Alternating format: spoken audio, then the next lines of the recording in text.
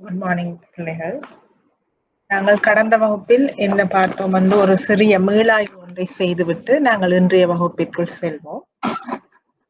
கடந்த வகுப்பில் நாங்கள் பார்த்த விடயங்கள் இணக்க இடர்நேர்வு என்றால் என்ன, அதாவது ஆங்கிலத்தில் கம்ப்ளைண்ட்ஸ் ரிஸ்க் என்று சொல்லுவோம். ஆகவே இந்த இணக்க இடர்நேர்வு என்றால் என்ன, இணக்க செயல்பாடு என்றால் என்ன, கம்ப்ளைண்ட் ஃபங்க்ஷன் என்றால் என்ன, இணக்க செயல்பாட்டின் பங்கு, the role of the compliant function, இணக்க செயல்பாடு குறித்த இலங்கை மத்திய வங்கியின் சுற்றறிக்கைகளில் என்ன கூறப்பட்டிருக்கின்றன, அதற்கு மேலதிகமாக இந்த கேவைசி என்றால் என்ன, ஏஎம்எல் என்றால் என்ன, சிஎஃப்டி என்றால் என்ன என்று சொல்லி பார்த்தோம். ஆகவே நாங்கள் சுருக்கமாக நோக்கிக் கொண்டால் இந்த கம்ப்ளைண்ட்ஸ் ரிஸ்க் என்று சொல்லுறது ஒரு நிதிசார் நிறுவனத்திற்கு அதற்கு ஏற்புடைய அனைத்து சட்ட தேவைப்பாடுகள் ஒழுங்கு விதிமுறைகளுக்கு இணங்கி செயற்பட வேண்டிய ஒரு தேவையினை தான் இந்த இணக்கப்பாடு என்று சொல்கின்றோம். ஆகவே ஒரு நிதிசார் நிறுவனம் இந்த சட்ட ஒழுங்கு தேவைப்பாடுகளுக்கு இணங்கி செல்லாமையினால் ஏற்படுகின்ற விளைவுகள் அல்லது பிரச்சனைகள் அல்லது ஆபத்துக்கள் அல்லது இடர்கள் இவற்றைத்தான் நாங்கள் கம்ப்ளைண்ட்ஸ் ரிஸ்க் என்று சொல்கின்றோம். ஆகவே இந்த கம்ப்ளைண்ட்ஸ் ரிஸ்க் என்றது அதாவது இணக்க இடர்நேர்வு என்பது நிதி சார்ந்ததாக இருக்கலாம், அதாவது ஃபைன்ஸ், தண்டப்பணங்கள் அறவிடலாம், அது எங்களுக்கு நிதிசார் இழப்பு. அதே போல நிதி சாராத இழப்பீடுகளும் ஏற்படலாம். உதாரணத்துக்கு நாங்கள் கூறிக்கொள்வோம் ரிப்யூட்டேஷனல் ரிஸ்க், அதாவது நன்மதிப்பு இழப்பு. ஆகவே எந்த ஒரு நிதிசார் நிறுவனமும் அதற்கு ஏற்புடைய அனைத்து சட்ட ஒழுங்கு தேவைப்பாடுகளுக்கு இணங்க செயற்பட வேண்டியது அவசியமாக இருக்கின்றது. ஆகவே இந்த சட்ட ஒழுங்குபாடுகளுக்கு ஏற்க இணங்கி செல்கின்றனவா, என்னென்ன சட்ட மாற்றங்கள் ஒழுங்கு விதிமுறைகள் மாற்றங்கள் தற்காலத்தில், அதாவது கரண்ட், நாளுக்கு நாள் ஏற்படுகின்றது என்பது தொடர்பாக நிறுவன முகாமைத்துவத்திற்கும் தொடர்பட்ட ஊழியர்களுக்கும் அறிவிப்பதுடன் எங்களுடைய இந்த நிறுவனம் சரியான முறையில் சரியான சட்ட விதி தேவைப்பாடுகளுடன் இணங்கி செல்கின்றனவா என்று சரிபார்க்கின்ற ஒரு செயற்பாடுதான் இந்த இணக்க செயற்பாடு என்று சொல்கின்றோம். ஆகவே இந்த இணக்க செயற்பாட்டிற்கு இணக்க செயற்பாட்டு திணைக்களம் என்ற ஒரு திணைக்களம் ஒவ்வொரு நிதிசார் நிறுவனத்திலும் அமைக்கப்படும். அந்த திணைக்களத்துக்கு பொறுப்பாக இருப்பவர்களை நாங்கள் கூறிக்கொள்வோம் தலைமை இணக்க அதிகாரி. நாங்கள் கடந்த வகுப்பில் இதை பற்றி விரிவாக பார்த்தோம். சீஃப் கம்ப்ளைண்ட்ஸ் ஆபீசர், தலைமை இணக்கப்பாட்டு அதிகாரி என்று சொல்லியும் இந்த தலைமை இணக்கப்பாட்டு அதிகாரியின் பங்கு என்ன, என்னென்ன வேலைகளில் இவர் ஈடுபட வேண்டும் என்பது தொடர்பாகவும் நாங்கள் கடந்த வகுப்பில் விரிவாக பார்த்தோம். உங்களுக்கு ஞாபகம் இருக்கும் என்று நான் நினைக்கின்றேன். இதுல இணக்க இடர்நேர்வு என்றால் வரவிலக்கணத்தை பற்றி பார்த்தோம். மேலும் இணக்க செயற்பாடு என்றால் என்னென்று பார்த்தோம். அத்துடன் நாங்கள் பார்த்தோம் இணக்க செயற்பாட்டின் பங்கு என்ன என்று கடந்த வகுப்பில் பார்த்தோம்.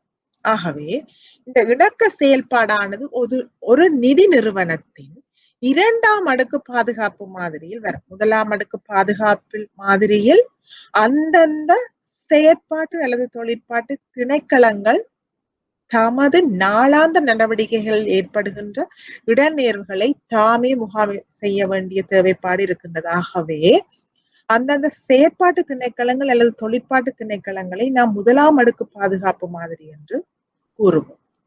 இதற்கு அடுத்ததாக அந்த முதலாம் அடுக்கு பாதுகாப்பு மாதிரியில் வருகின்ற செயற்பாட்டு நிறுவனங்கள் மற்றும் தொழிற்பாட்டு நிறுவனங்களின் செயற்பாடுகளை சரியான முறையில் வினைதிறனாகவும் செயற்படுத்துவதற்கு வசதி வாய்ப்பு அளிப்பதற்காக இந்த இரண்டாம் அடுக்கு பாதுகாப்பு மாதிரி காணப்படுகின்றது. ஆகவே இதன் கீழ் இந்த இணக்க செயற்பாடும் அதே போல நாம் பார்த்தோம் இடர்நேர்வு முகாமைத்துவமும் பிரதானமாக இந்த இரண்டாம் அடுக்கு பாதுகாப்பு மாதிரியின்கள் வருகின்றார்கள். இவற்றிற்கு மேலதிகமாக அடுத்த மூன்றாம் அடுக்கு பாதுகாப்பு மாதிரிகள் வருபவர்கள் தான் இந்த உள்ளக கணக்காய்வாளர்கள். அவர்களை பற்றி நாங்கள் கடந்த வகுப்புகளில் விரிவாக பார்த்தோம். ஆகவே பிள்ளைகளே, இந்த இணக்க செயற்பாடு அல்லது இந்த இணக்க செயற்பாட்டின் பங்கு என்னென்றால், இந்த இணக்க செயற்பாடு பின்வரும் செயல்முறையுடன் உடையது. அதாவது சட்டங்கள் தேவைப்பாடுகள் நடைமுறையில் உள்ளவற்றை அடையாளம் காணுதல், அவற்றுடன் சரியாக எமது நிறுவனம் இயங்கிச் செல்கின்றனவா மதிப்பீடு செய்தல், அசஸிங், மானிட்டரிங், கண்காணித்தல், தேவையான நேரத்தில் முகாமைத்துவத்திற்கும் தொடர்புடைய திணைக்களங்களுக்கும் ஆலோசனை வழங்குதல், ஏதாவது இணங்காத தன்மை இருந்தால் அல்லது இது தொடர்பான ஏதாவது இடநேர்வுகள் இருந்தால் அவற்றினை அறிக்கையிடுதல் ஆகிய முக்கிய செயற்பாடுகளை இந்த இணக்க செயற்பாட்டின் பங்கு கொண்டிருக்கின்றது. அடுத்ததாக நாம் பார்த்தோம், இது தொடர்பாக மத்திய வங்கி பல்வேறு சுற்றறிக்கைகளை வழங்கி இருக்கின்றது. இதுல கடந்த வகுப்பில் நாங்கள் பார்த்தோம், மத்திய வங்கி என்னத்தை சொல்லி இருக்கு, கட்டாயம் இணக்க செயற்பாடு இருக்க வேண்டும், இதனை கொண்டு நடத்துவதற்காக ஒரு தலைமை இணக்க அதிகாரி அங்கே நியமிக்கப்பட வேண்டும் என்று சொல்லி பல்வேறு வகையான அறிவுறுத்தல்களை மத்திய வங்கி வழங்கி இருக்கின்றது. இதற்கிணங்கத்தான் உங்கள் வாடிக்கையாளரை அறிந்து கொள்ளுங்கள் என்பதும் ஒரு முக்கியமானதாகும். அதாவது ஒரு வங்கிக்கு புதிதாக வாடிக்கையாளர்கள் வருகின்ற போது அல்லது ஏற்கனவே இருக்கின்ற வாடிக்கையாளர்களையும் காலத்துக்கு காலம் அவர்கள் தொடர்பான பல்வேறுபட்ட தகவல்களை, பண மோசடி மற்றும் பயங்கரவாதத்துக்கு நிதியளிக்கும் அபாயத்தை சரியான முறையில் நிர்வகிப்பதற்காக அல்லது முகாமித்துவம் செய்வதற்காக நிதி நிறுவனங்கள் தமது வாடிக்கையாளர்கள் பற்றிய அனைத்து தேவையான தகவல்களையும் திரட்ட வேண்டிய ஒரு அவசிய நிலை இருக்கின்றது. இதைத்தான் நாம் நோ யுவர் கஸ்டமர்ஸ், KYC என்று கூறினோம். அடுத்ததாக முக்கியமான ஒரு சட்டத்தை பற்றி பார்த்தோம், பண மோசடி எதிர்ப்பு சட்டம். இது என்னத்தை கூறுவது என்று சொன்னால், சட்டவிரோதமாக பெறப்பட்ட நிதியை சில பேர் இந்த நிதி நிறுவனங்களில் வைப்பு செய்வதன் ஊடாக அது நல்ல பணமாக வெளியில் காட்டுவதற்கு முயற்சி செய்கிறார்கள். ஆகவே அத்தகைய குற்றவாளிகளை மாறுவேடத்திலிருந்து தடுக்கும் நோக்கிலான நடைமுறைகளை இந்த சட்டம் கொண்டிருக்கின்றது. ஆகவே இந்த சட்டம் ஒப்பீட்டளவில் வரையறுக்கப்பட்ட வரம்பையும், அதாவது ஆகக்கூடிய ஒரு தனிநபர் ஒரு குறிக்கப்பட்ட அளவு தொகைக்கு மேலதிகமாக நிதிசார் கொடுக்கல் வாங்கல்களை மேற்கொள்ளும் போது அவரை பற்றி தகவல்களை திரட்டுவது, எவ்வாறு அவருக்கு இந்த பணம் வந்தது என்று சொல்லி அந்த மூலங்கள் தொடர்பான தகவல்களை திரட்டுவதன் போன்றவற்றின் ஊடாக சட்டவிரோதமாக நிதி பெறப்படும் நடவடிக்கைகளை குறைத்தல் அல்லது நிர்வகித்தல் என்பது இந்த சட்டத்தின் தேவைப்பாடாக காணப்படுகின்றது.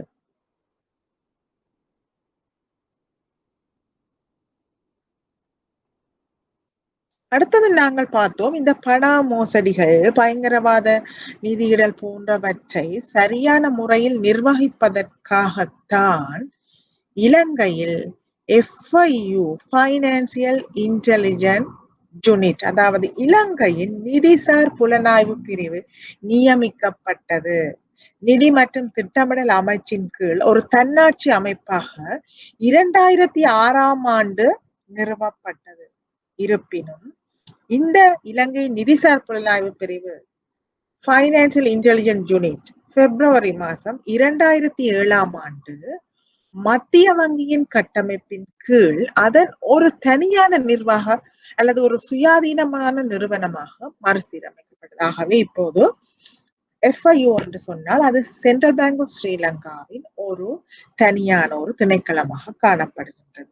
மற்ற திணைக்களங்கள் மாதிரி இதுவும் ஒரு திணைக்களமாக வங்கியினுள், மத்திய வங்கியினுள் காணப்படுகின்றது. ஆகவே இவைதான் நாம் கடந்த வகுப்பில் கற்றவை.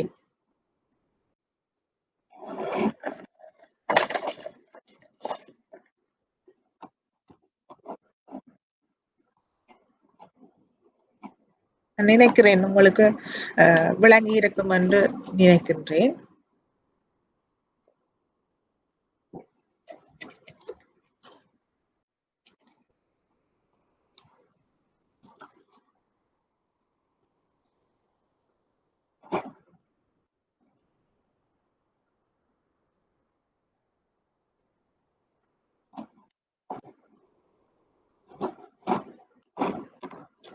ஆகவே பிள்ளைகளை நாம் இன்றைய வகுப்பிற்குள் சென்றோமே ஆனால் இன்று நாம் பார்க்க போகின்ற விடயம் நிதி அறிக்கை. நிதி அறிக்கை என்றால் உங்கள் அனைவருக்கும் தெரியும், ஃபைனான்சியல் ஸ்டேட்மெண்ட்ஸ். இது கட்டாயம், அதாவது எந்த ஒரு நிதி நிறுவனமும், வங்கிகள் மற்றும் வங்கி அல்லா நிதி நிறுவனங்கள் அனைவருக்கும் ஃபைனான்சியல் ஸ்டேட்மெண்ட்ஸ், இந்த நிதி அறிக்கை என்பது ஒரு பிரதானமான ஒரு கூற்றாக காணப்படுகின்றது. ஆகவே நாங்கள் முதலில் பார்ப்போம், இந்த நிதி அறிக்கை என்றால் என்ன. எல்லாருமே நீங்க கேள்விப்பட்டிருப்பீர்கள். கணக்கியல் பாடம் கற்றிருந்தால் நீங்கள் கணக்கியல் பாடத்திலும் நிதி அறிக்கைகள் தொடர்பாக நீங்கள் விரிவாக கற்றிருப்பீர்கள். ஆகவே பிள்ளைகளே, நிதி அறிக்கை என்றால் என்ன? நாங்கள் சொல்லுவோம், ஒரு நிறுவனத்துடன் தொடர்புடைய ஆர்வலர்கள். நாங்கள் ஆர்வலர்கள் என்றால் ஆங்கிலத்தில் சொல்லுவோம் ஸ்டேக் ஹோல்டர்ஸ். எங்களுடைய குறிக்கப்பட்ட நிறுவனத்துடன் தொடர்புடைய அனைத்து ஆர்வலர்களையும் நாங்கள் ஸ்டேக் ஹோல்டர்ஸ் என்று சொல்லுவோம். அல்லது பயனாளர்களுக்கு, யூசர்ஸ். எங்களோட நிறுவனம் யார் யாருக்காவது பயனை அளித்தால் அவர்கள் தான் எங்கள் நிறுவனத்தின் பயனாளர்கள். பயனாளர்களுக்கு ஒரு நிறுவனத்தின் நிதி நிலையை, அதாவது அந்த நிறுவனம் தொடர்பான நிதிசார் தகவல்களை வெளிப்படுத்துகின்ற அறிக்கைகளை தயாரிக்கும் செயல்முறைதான் இந்த நிதி அறிக்கை என்று சொல்லப்படுகின்றது. நாங்கள் இங்கே பார்க்கின்றோம், ஒரு நிறுவனம், அதாவது எங்களோட குறிக்கப்பட்ட நிறுவனம் தொடர்பான all financial data, நிதி நிலையை வெளிப்படுத்தும் அறிக்கை. யாருக்கு? எங்களுடைய நிறுவனத்துடன் தொடர்புடைய ஆர்வலர்கள் அல்லது பயனாளர்கள். நாங்கள் ஆர்வலர்கள் என்று சொன்னால் உள்ளக ரீதியாகவும் இருக்கலாம், வெளியக ரீதியாகவும் இருக்கலாம். உள்ளக ரீதியாக என்றால் இந்த நிறுவனத்தை முகாமை செய்கின்ற முகாமைத்துவ நிறுவனத்தில் உள்ள ஊழியர்கள் அல்லது மத்திய திணைக்கள ஊழியர்கள். வெளியில் பார்த்தோமே என்று சொன்னால், இந்த நிறுவனத்தை கொண்டு நடாத்துவதற்கு நிதியீட்டம் செய்த பங்குதாரர்கள் அல்லது மூலதனத்தை வழங்கிய ஓனர்ஸ், உரிமையாளர்கள், அவர்களைத்தான் நாங்கள் பங்குதாரர்கள். மற்றும் எங்கள் நிறுவனத்தில் எதிர்காலத்தில் இந்த நிறுவனத்துக்கு நிதியை வழங்கவிருக்கின்ற எதிர்கால முதலீட்டாளர்கள். எங்கள் நிறுவனத்துக்கு கடனை வழங்கிய கடன் வழங்குனர்கள். எங்கள் நிறுவனத்திலிருந்து சேவைகளை பெறுகின்ற, வருமானங்களை பெறுகின்ற வைப்பாளர்கள். இவ்வாறு பல்வேறுபட்ட தரப்பினரை நாம் இந்த ஆர்வலர்கள் என்று கூறிக்கொள்ளலாம். மேலும் இதைத்தான் நாங்கள் சொல்கின்றோம், இது நிறுவனத்தின் உள்ளக மற்றும் வெளியக ஆர்வலர்கள் இருவருக்குமான நிதிசார் தகவல்களின் வெளிப்படுத்தலை உள்ளடக்கி இருக்கின்றது. நிதிசார் தகவல்கள். அடுத்ததாக நாங்கள் பார்ப்போம், ஏன் இந்த நிதி தகவல் தேவைப்படுகின்றது, நாங்கள் ஏன் இந்த நிதி தகவல்களை வழங்க வேண்டும், அதைத்தான் நாங்கள் பார்த்தோம். எங்கள் நிறுவனத்தில் ஆர்வமுடைய பல்வேறு தரப்பினருக்கு பல்வேறு நோக்கங்களுக்காக நமது நிறுவனத்தை பற்றிய தகவல்கள் தேவைப்படுகின்றது. இதை நாங்கள் ஒன்றொன்றாக பார்ப்போம். அதாவது பிரதானமான தரப்பினர்களுக்கு ஏன் தேவைப்படுகிறது என்று பார்ப்போம். முதலாவதாக முகாமைத்துவம். முகாமைத்துவத்திற்கு ஏன் தேவை? முகாமைத்துவம் என்று நாங்கள் சொன்னால் அந்த நிறுவனத்தின் உயர் மட்டத்தில் இந்த நிறுவனத்தை நிர்வகிக்கின்ற தரப்பில் உள்ளவர்கள். இது வங்கியின் ஜெனரல் மேனேஜர் அல்லது சீஃப் எக்ஸிகியூட்டிவ் ஆபீசர், பிரதான நிறைவேற்று அதிகாரி உட்பட அதற்கு அடுத்த நிலையில் உள்ள ஜிஎம் என்று சொன்னால் ஏஜிஎம், அசிஸ்டன்ட் ஜெனரல் மேனேஜர் அல்லது கவர்னர், ஆளுநர், டிப்யூட்டி கவர்னர், பிரதி ஆளுநர், அசிஸ்டன்ட் கவர்னர், உதவி ஆளுநர். ஆகவே அந்த உயர் மட்டத்தில் டாப் மேனேஜ்மெண்ட் அதில் உள்ளவர்களுக்கு எங்களுடைய நிறுவனத்தின் இந்த நிதி நிறுவனத்தின் வணிகத்தை, பிரதான தொழிற்பாட்டை திட்டமிட்டு நிர்வகிக்கவும், முக்கியமான வணிகம் தொடர்பான முடிவுகளை எடுப்பதற்கும் இந்த நிதி தகவல்கள் அவர்களுக்கு தேவைப்படுகின்றது. உதாரணமாக அவர்கள் பார்க்கலாம், இந்த நிறுவனத்தின் கடன்கள் எவ்வளவு, நாங்கள் வருடாந்தம் எவ்வளவு கடன்களை எவ்வளவு தொகையினை வட்டியாக கடனுக்கு செலுத்துகின்றோம், அதே நேரம் வாய்ப்பாளர்களுக்கு எவ்வளவு வட்டியாக செலுத்துகின்றோம், நாங்கள் கடன் வழங்கிய எங்கள் வாடிக்கையாளர்களிடமிருந்து எவ்வளவு பணத்தினை நாங்கள் வட்டியாக பெறுகின்றோம், நாங்கள் பெறுகின்ற வட்டி நாங்கள் செலுத்துகின்ற வட்டியை ஈடு செய்கின்றதா அல்லது போதாமல் இருக்கின்றனவா, இவ்வாறு பல்வேறுபட்ட வியாபாரத்தின் முடிவுகளை எடுப்பதற்கு, உதாரணமாக இன்னும் ஒரு சிறிய கம்பெனியை நாங்கள் வாங்க போகின்றோமா, இல்லாவிட்டால் இன்னும் ஒரு புதிய சொத்துக்களில் நாங்கள் முதலீடு செய்ய போகின்றோமா, எங்களுடைய நிலையான சொத்துக்கள் போதிய அளவில் காணப்படுகின்றதா இல்லது அதிகமாக இருக்கின்றதா, நாங்கள் ஏதாவது விற்க வேண்டுமா அல்லது புதிதாக வாங்க வேண்டுமா, இவ்வாறு பல்வேறுபட்ட நோக்கங்களிற்காக முகாமைத்துவத்திற்கு இந்த நிதிசார் தகவல்கள் தேவைப்படுகின்றது. மேலும் பிள்ளைகளே, அடுத்ததாக நாங்கள் பார்ப்போம் பங்குதாரர்கள் அல்லது வருங்கால முதலீட்டாளர்கள் என்று சொல்லுவோம். இவர்கள் யார்? நான் ஏற்கனவே கூறியது மாதிரி பங்குதாரர்கள் தான் நாங்கள் சொல்லுவோம் equity holders. அதாவது எங்களுடைய நிறுவனத்திற்கு தேவையான நிதியினை வழங்கியவர்கள், எங்களுடைய நிறுவனத்தின் பங்குகள், உங்கள் எல்லாருக்கும் தெரியும் equity shares, உரிமை பங்கு மூலதனத்தினை காசை தந்து எங்கள் பங்கு பத்திரங்களை கொள்வனவு செய்தவர்கள் தான் இந்த பங்குதாரர்கள். உரிமை பங்காக இருக்கலாம், முன்னுரிமை பங்காக இருக்கலாம், இவர்களை பங்குதாரர்கள் என்று சொல்லுவோம். மற்றும் நான் ஏற்கனவே கூறிய மாதிரி எதிர்காலத்தில் எங்கள் நிறுவனத்தின் பங்கு பத்திரங்களை வாங்கி எங்கள் நிறுவனத்திற்கு பணத்தினை தந்துதவ போகின்ற முதலீட்டாளர்கள். ஆகவே இந்த இரு தரப்பினருக்கும் ஏன் நமது நிதிசார் தகவல்கள் அவசியம் என்று பார்த்தால், அவர்களினுடைய தற்போதைய முதலீடுகள்,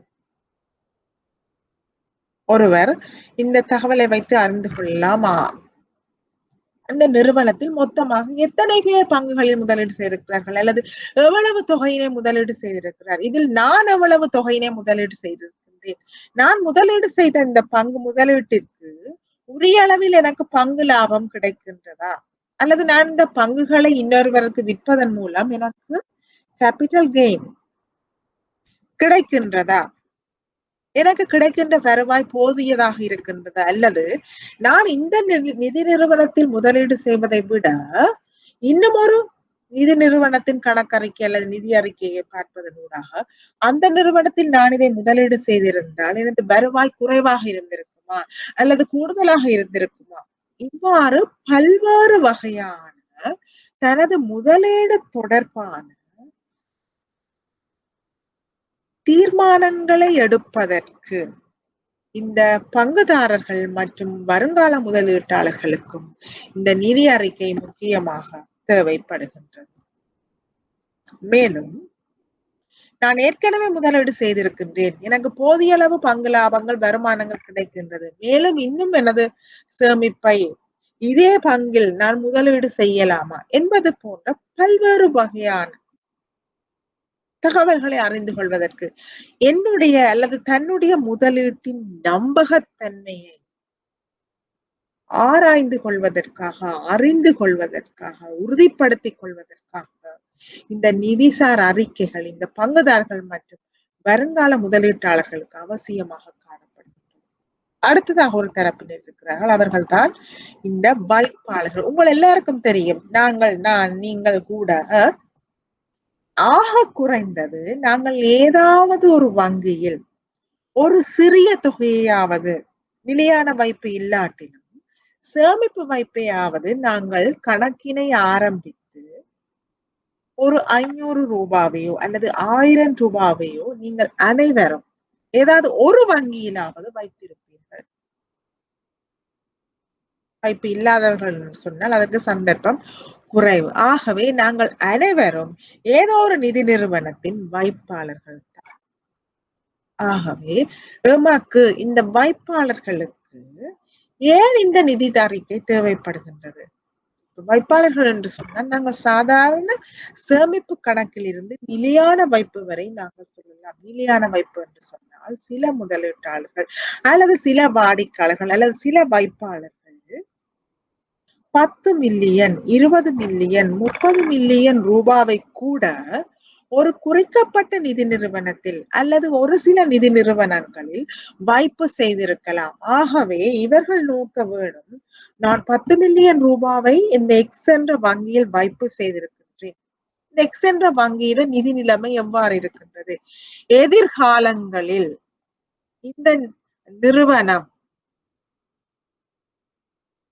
லிக்விடேஷன் அல்லது பேங்க்ரப்சி, அதாவது இந்த நிறுவனம் முறிவடைவதற்கு ஏதாவது சாத்திய கூறுகள் இருக்கின்றனவா, அல்லது நான் செய்த வைப்பிற்கு போதிய அளவு வட்டியினை இந்த நிறுவனம் எனக்கு தருகின்றதா, இன்னும் பல வைப்பாளர்கள் காணப்படுகிறார்களா, அல்லது எங்கட வைப்புகளை எங்கட குறுகிய கால வைப்புகள் இவர்கள் மிகவும் நீண்ட கால கடன் பெறுநர்களுக்கு வழங்குகின்றார்களா, அல்லது என்ன தேவைகளுக்காக எமது பணத்தினை பாவிக்கிறார்கள், போதிய அளவு லாபத்தினை அல்லது வருமானத்தினை இவர்கள் ஈட்டுகிறார்களா, அவர்கள் ஈட்டினால்தான் எங்கட வைப்புகளுக்கு அவர்களால் போதிய அளவு வட்டியினை தர முடியும். ஆகவே இவ்வாறான பல்வேறு தகவல்களுக்காக இந்த வைப்பாளர்களும் இந்த நிதி அறிக்கையினை பயன்படுத்துகின்றார்கள். அடுத்ததாக நாங்கள் பார்ப்போம்,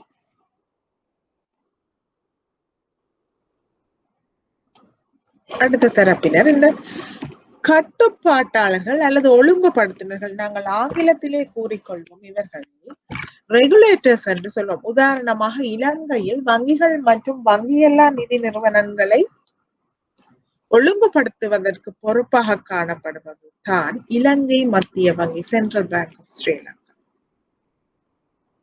அதே மாதிரி ஸ்டாக் புரோக்கர்ஸ் அவர்களை ரெகுலேட் பண்றதுக்கு கொழும்பு பங்கு பரிவர்த்தனை நிலையத்தை ஒழுங்கு செய்வதற்கு காணப்படுவர்கள் தான் இந்த செக்யூரிட்டிஸ் அண்ட் எக்ஸ்சேஞ்ச் கமிஷன்,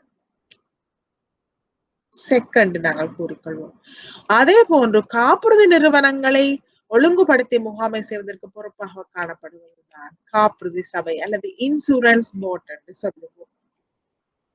ஆகவே பிரதான 3 தரப்பினர் இலங்கையில் நிதிசார் நிறுவனங்களை ஒழுங்குபடுத்துகின்றார்கள். ஒன்று இலங்கை மத்திய வங்கி, central bank of Sri Lanka. 2 securities and exchange commission, SEC. 3வது இன்சூரன்ஸ் போர்ட்ஸ், காப்புறுதி சபை.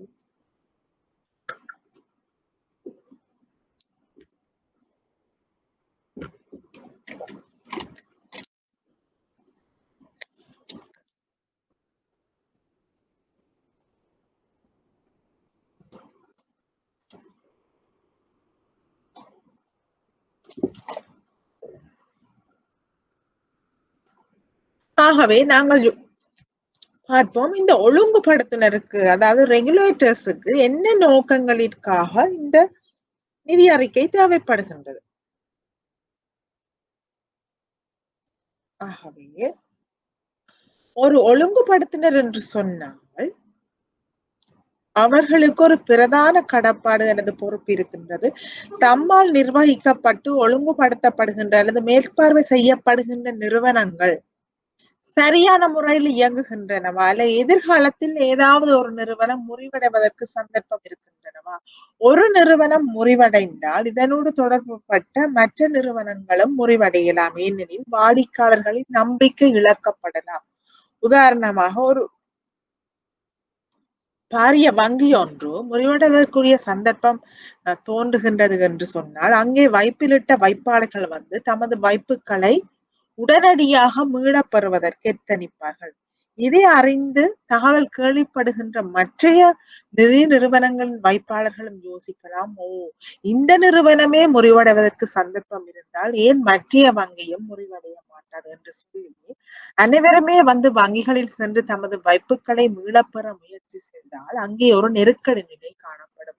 இது ஒட்டுமொத்தமாக அந்த துறைசார் வீழ்ச்சிக்கு வழிவகுக்கலாம்.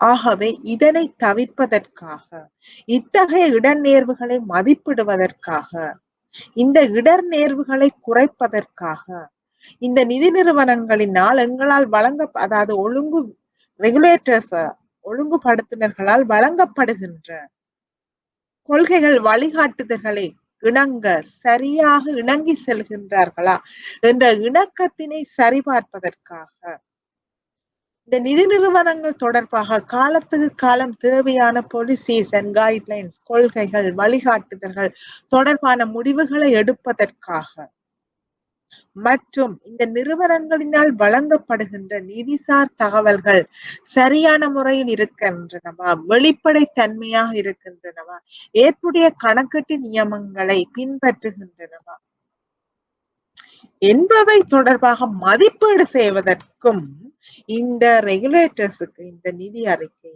தேவைப்படுகின்றது.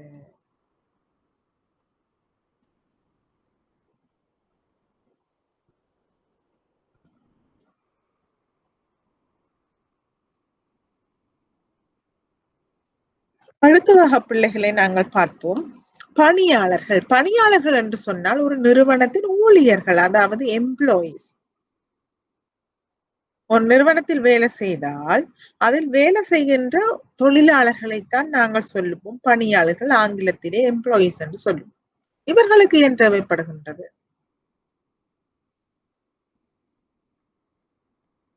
பேரம் பேசும் ஒப்பந்தங்களை செய்தல், நெகோசியேஷன்.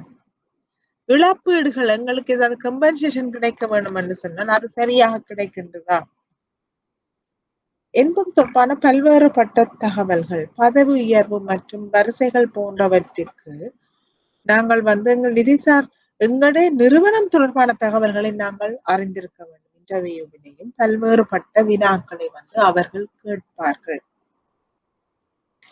சில நேரங்களில் நாங்கள் ஒரு பதவிக்கு அமர்த்தப்படுகின்ற போது எங்களுக்கு தரப்படுகின்ற சம்பளம் நாங்கள் காணாது என்று சொல்லி வாதிடலாம். அதாவது உங்கள் நிறுவனத்தினால் இவ்வளவு வருமானம் உழைக்கப்படுகின்றது, ஊழியர்களுக்கு இவ்வளவு சம்பளமாக கொடுக்கிறீர்கள், ஆகவே எங்களுக்கும் சம்பளத்தினை கூட்டித்தாருங்கள் அல்லது உங்களால் வழங்கப்படுகின்ற இழப்பீடுகள் போதிய அளவில் காணப்படும்.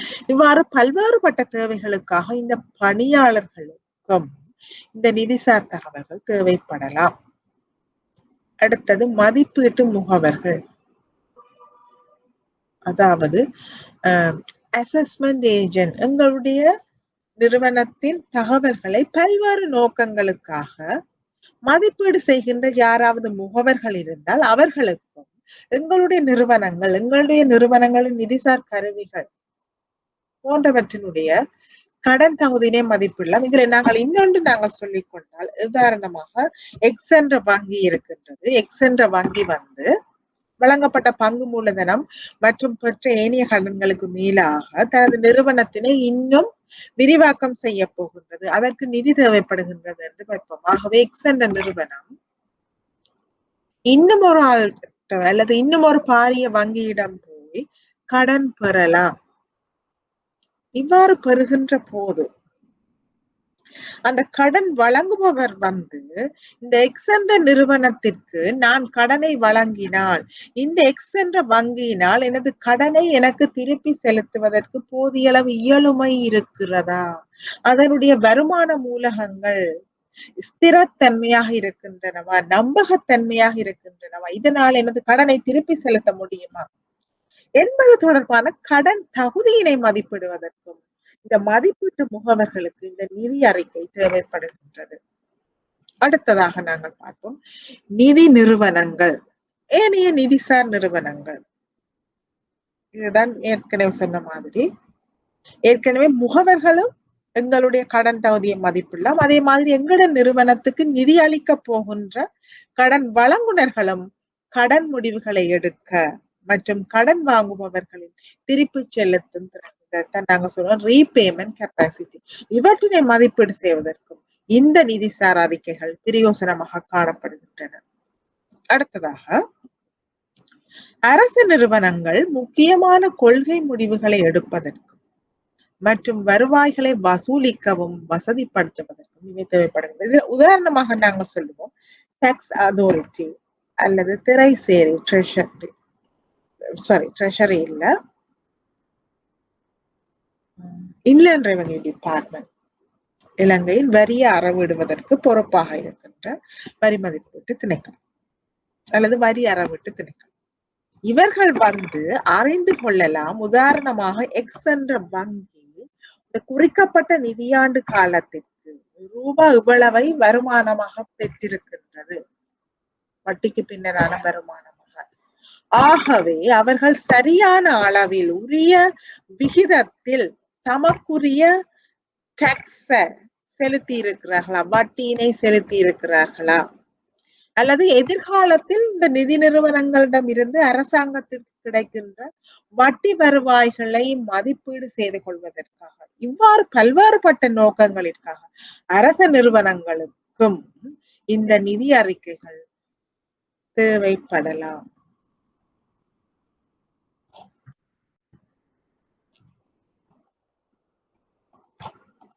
ஆகவே பிள்ளைகளை நாம் பார்த்தோம் இந்த நிதி அறிக்கை என்றால் என்ன, இந்த நிதி அறிக்கை யார் யாருக்கு உபயோகமாக இருக்கும் என்று சொல்லி நாங்கள் இப்போது பார்த்து கொண்டிருக்கின்றோம்.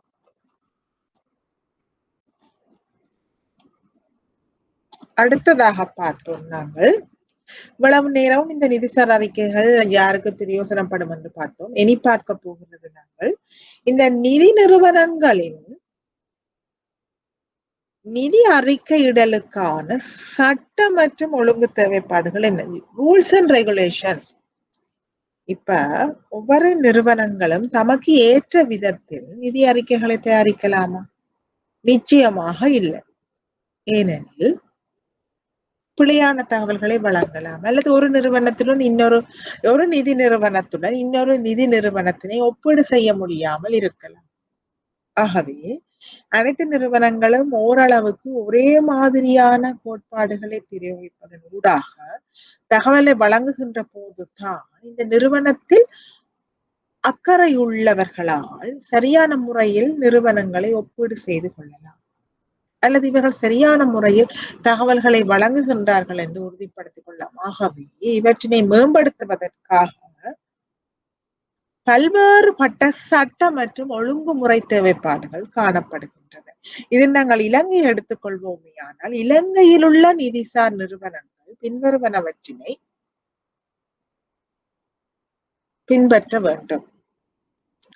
முதலாவதாக இலங்கை கணக்கீட்டு நியமங்கள், ஸ்ரீலங்கா அக்கவுண்டிங் ஸ்டாண்டர்ட்ஸ். உலகில் நாங்கள் பார்த்தா இன்டர்நேஷனல் அக்கவுண்டிங் ஸ்டாண்டர்ட்ஸ் அல்லது international financial reporting IFRS reporting standards என்று அது உலக கணக்கீட்டு நியமம் இருக்கின்றது. பிறகு அந்த உலக கணக்கீட்டு நியமங்களை ஒவ்வொரு நாட்டிலும் அவற்றினை அந்த நியமங்களுக்கு ஏற்ற வகையில் தமது நாட்டிற்கு ஏற்றாற் போன்று மாற்றி அமைத்து ஏற்றுக்கொள்கின்ற செயற்பாடுதான் அந்த நாட்டுக்குரிய கணக்கீட்டு நியமங்கள். இதற்கு இணங்கத்தான் இலங்கையில் காணப்படும் கணக்கீட்டு நியமத்தை நாங்கள் சொல்லுவோம் ஸ்ரீலங்கா அக்கவுண்டிங் ஸ்டாண்டர்ட்ஸ், இலங்கை கணக்கீட்டு நியமங்கள். ஆகவே எந்த ஒரு நிதி நிறுவனமும் இலங்கை கணக்கீட்டு நியமங்களை பின்பற்ற வேண்டும். அதற்கு அடுத்ததாக 1988 ஆண்டின் 30ஆம் இலக்க வங்கி சட்ட தேவைப்பாடுகள் banking act number 30th of 1988. இது அதுவும் அதற்கு பின்னர் காலத்துக்கு காலம் திருத்தப்பட்டதற்கு இணங்கும். ஆகவே நிதி நிறுவனங்கள் இலங்கையின் வங்கி சட்ட தேவைப்பாடுகளையும் அவர்கள் பூர்த்தி செய்ய வேண்டும். அதாவது பேங்கிங் ஆக்ட் சொன்னால் அதில் பல்வேறு விடயங்கள் இருக்கலாம். இதில் சிலது சென்ட்ரல் பேங்க் ஆஃப் ஸ்ரீலங்காக்கு என்னென்ன செய்ய வேண்டும் என்று போட்டிருக்கலாம். அதே போன்று நிதிசார் நிறுவனங்களுக்கு என்னென்ன என்றும் அதில் 30ஆம் இலக்கு 88ஆம் ஆண்டு வங்கி சட்டத்தில் கூறப்பட்டிருக்கலாம். ஆகவே இந்த நிதிசார் நிறுவனங்கள் இந்த வங்கி சட்டத்துக்கு இணங்கவும் இயங்கி செல்ல வேண்டிய தேவை காணப்படுகின்றது. மேலும் 2011ஆம் ஆண்டின் 42ஆம் இலக்க நிதி வணிக சட்டம், வங்கி சட்டம் வங்கிகளுக்கு ஏற்புடையது. இந்த நிதி வணிக சட்டம் ஃபைனான்ஸ் கம்பெனிஸ், லீசிங் கம்பெனிஸுக்கு பொருத்தமாகின்றது. இதை நாங்கள் சொல்லுவோம் finance business act number 42 of 2011. இதில் கூறப்பட்டிருக்கின்றது இந்த வங்கி எல்லா நிதி நிறுவனங்கள் என்ன வகையில் தமது நடவடிக்கைகளை கொண்டு செல்ல வேண்டும், அவர்களுக்கு உரித்தான சட்ட தேவைப்பாடுகள் என்ன என்பது தொடர்பாக இதில் காணப்படுகின்றது. அடுத்ததாக பார்த்தோமேயானால் 2000ஆம் ஆண்டின் 43ஆம் இலக்க காப்பீட்டு தொழில் சட்டத்தின் தேவைப்பாடுகள். இது காப்புறுதி நிறுவனங்களுக்கு. பேங்கிங் ஆக்ட் வங்கிகளுக்கு, அடுத்தது ஃபைனான்ஸ் பிசினஸ் ஆக்ட் வங்கி அல்லா நிதி நிறுவனங்களுக்கு பிரதானமாக. வங்கிக்கும் சில நேரங்களில் பொருந்தலாம் நிதி நிறுவனம் என்று சொல்கின்ற போது. அடுத்தது இந்த இன்சூரன்ஸ் இண்டஸ்ட்ரி, இன்சூரன்ஸ் கம்பெனிஸுக்கு அவர்கள் பின்பற்ற வேண்டிய சட்டம் இந்த insurance industry act number 30th of 2020.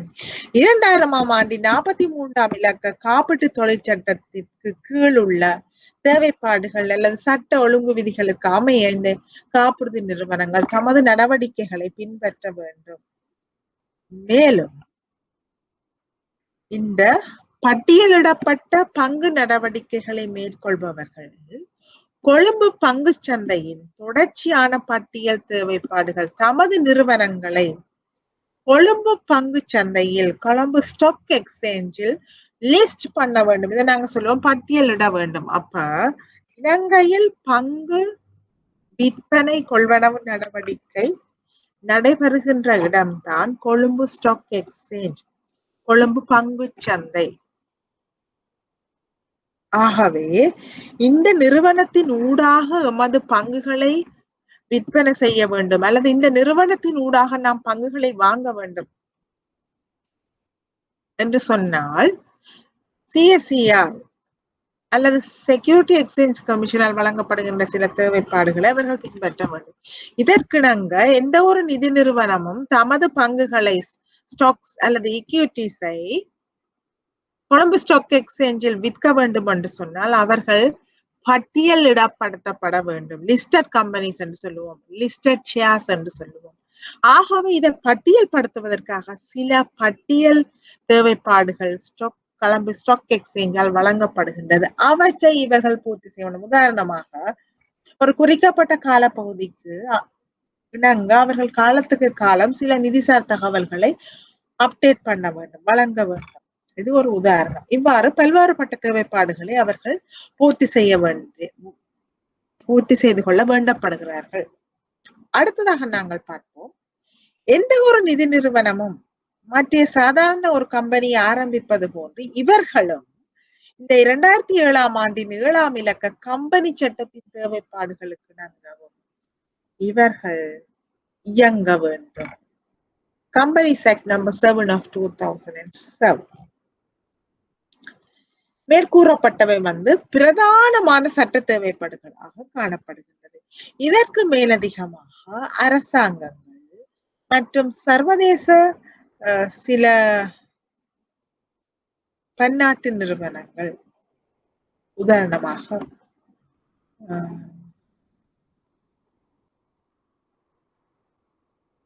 இந்த அமெரிக்காவில் வந்து இந்த பயங்கரவாத நிதியிடல் தொடர்பான சில தேவைப்பாட்டினை வழங்கினார்கள். ஆகவே எமது நாட்டில் உள்ளவர்களும் அமெரிக்காவில் உள்ள ஒரு நிறுவனத்தில் ஏதாவது கொடுக்கல் வாங்கல்களை செய்ய வேண்டும் என்று சொன்னால் நாங்கள் அந்த அமெரிக்காவினுடைய அந்த சட்ட தேவைப்பாட்டினையும் பூர்த்தி செய்ய வேண்டும். இவ்வாறு நாங்கள் இங்கே கூறப்பட்ட இந்த சட்ட தேவைப்பாடுகளுக்கு மேலதிகமாக ஏதாவது ஏனைய தொடர்புடைய ஒழுங்கு விதி கோட்பாடுகள் மற்றும் வழிகாட்டுதல்களையும், அதாவது தொடர்புடைய ரிலவன் மற்றும் அதையும் இந்த நிதி நிறுவனங்கள் பின்பற்ற வேண்டும்.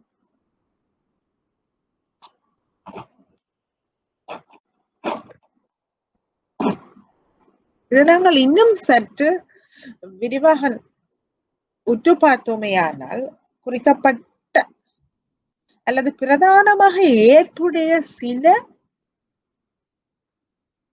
கணக்கீட்டு நியம தேவைப்பாடுகளை பார்ப்போம்.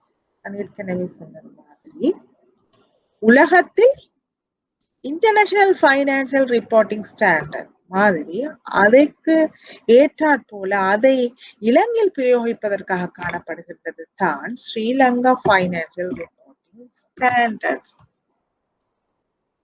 இலங்கை நிதிசார் அறிக்கையிடல் நியமம்.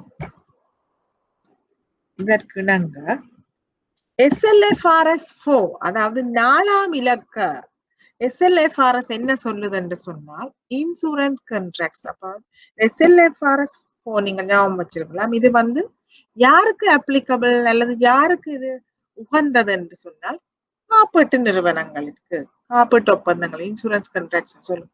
அப்போ யாருடனாவது காப்பீட்டு ஒப்பந்தங்களை செய்யும் போது அவர்கள் இந்த SLFRS 4 வந்து பின்பற்ற வேண்டும். இது நீங்கள் கூகுள்ல சர்ச் பண்ணி பார்க்கலாம்.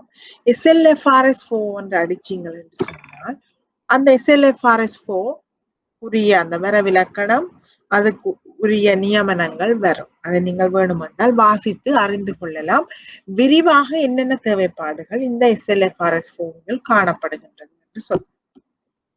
நாங்கள் இங்கே ஏற்புடைய சட்டத்தை மட்டும் பார்க்கின்றோம், அதன் பெயர்களை மட்டும் பார்த்து கொள்கின்றோம்.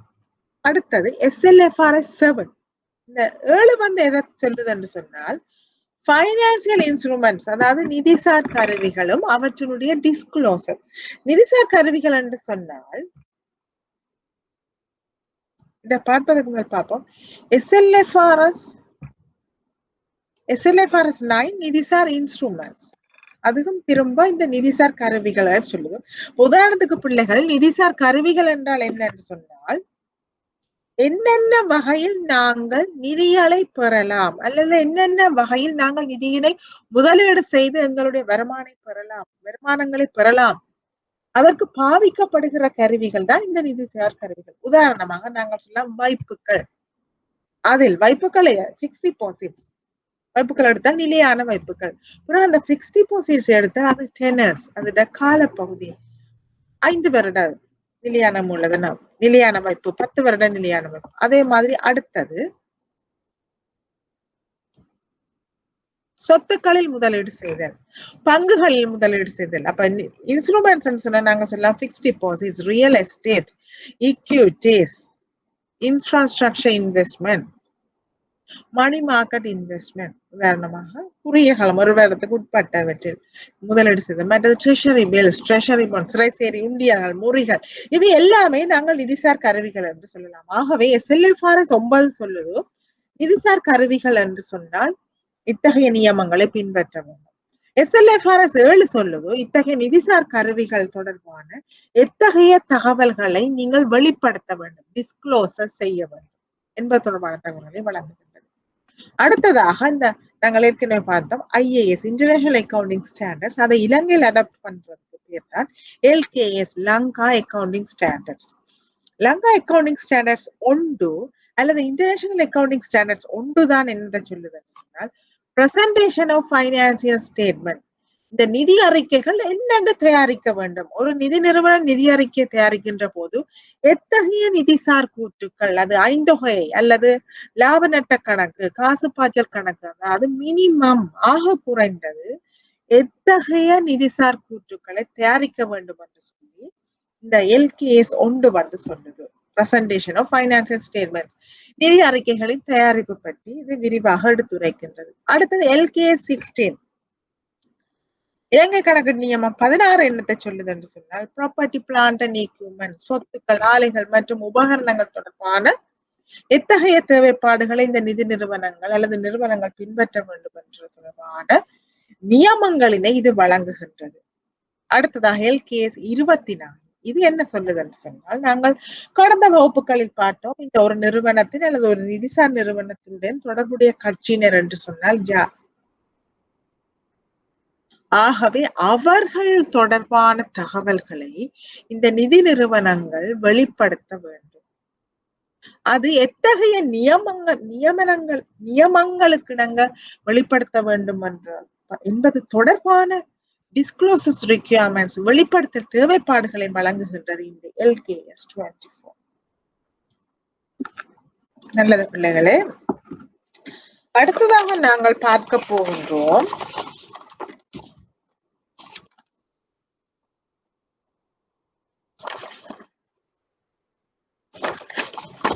அடுத்த ஸ்லைட்ஸுக்கு நாங்கள் போறதுக்கு முதல்ல ஒரு சின்ன விஷயத்தை நாங்கள் பார்த்து விட்டு போவோம். என்னென்று சொன்னால்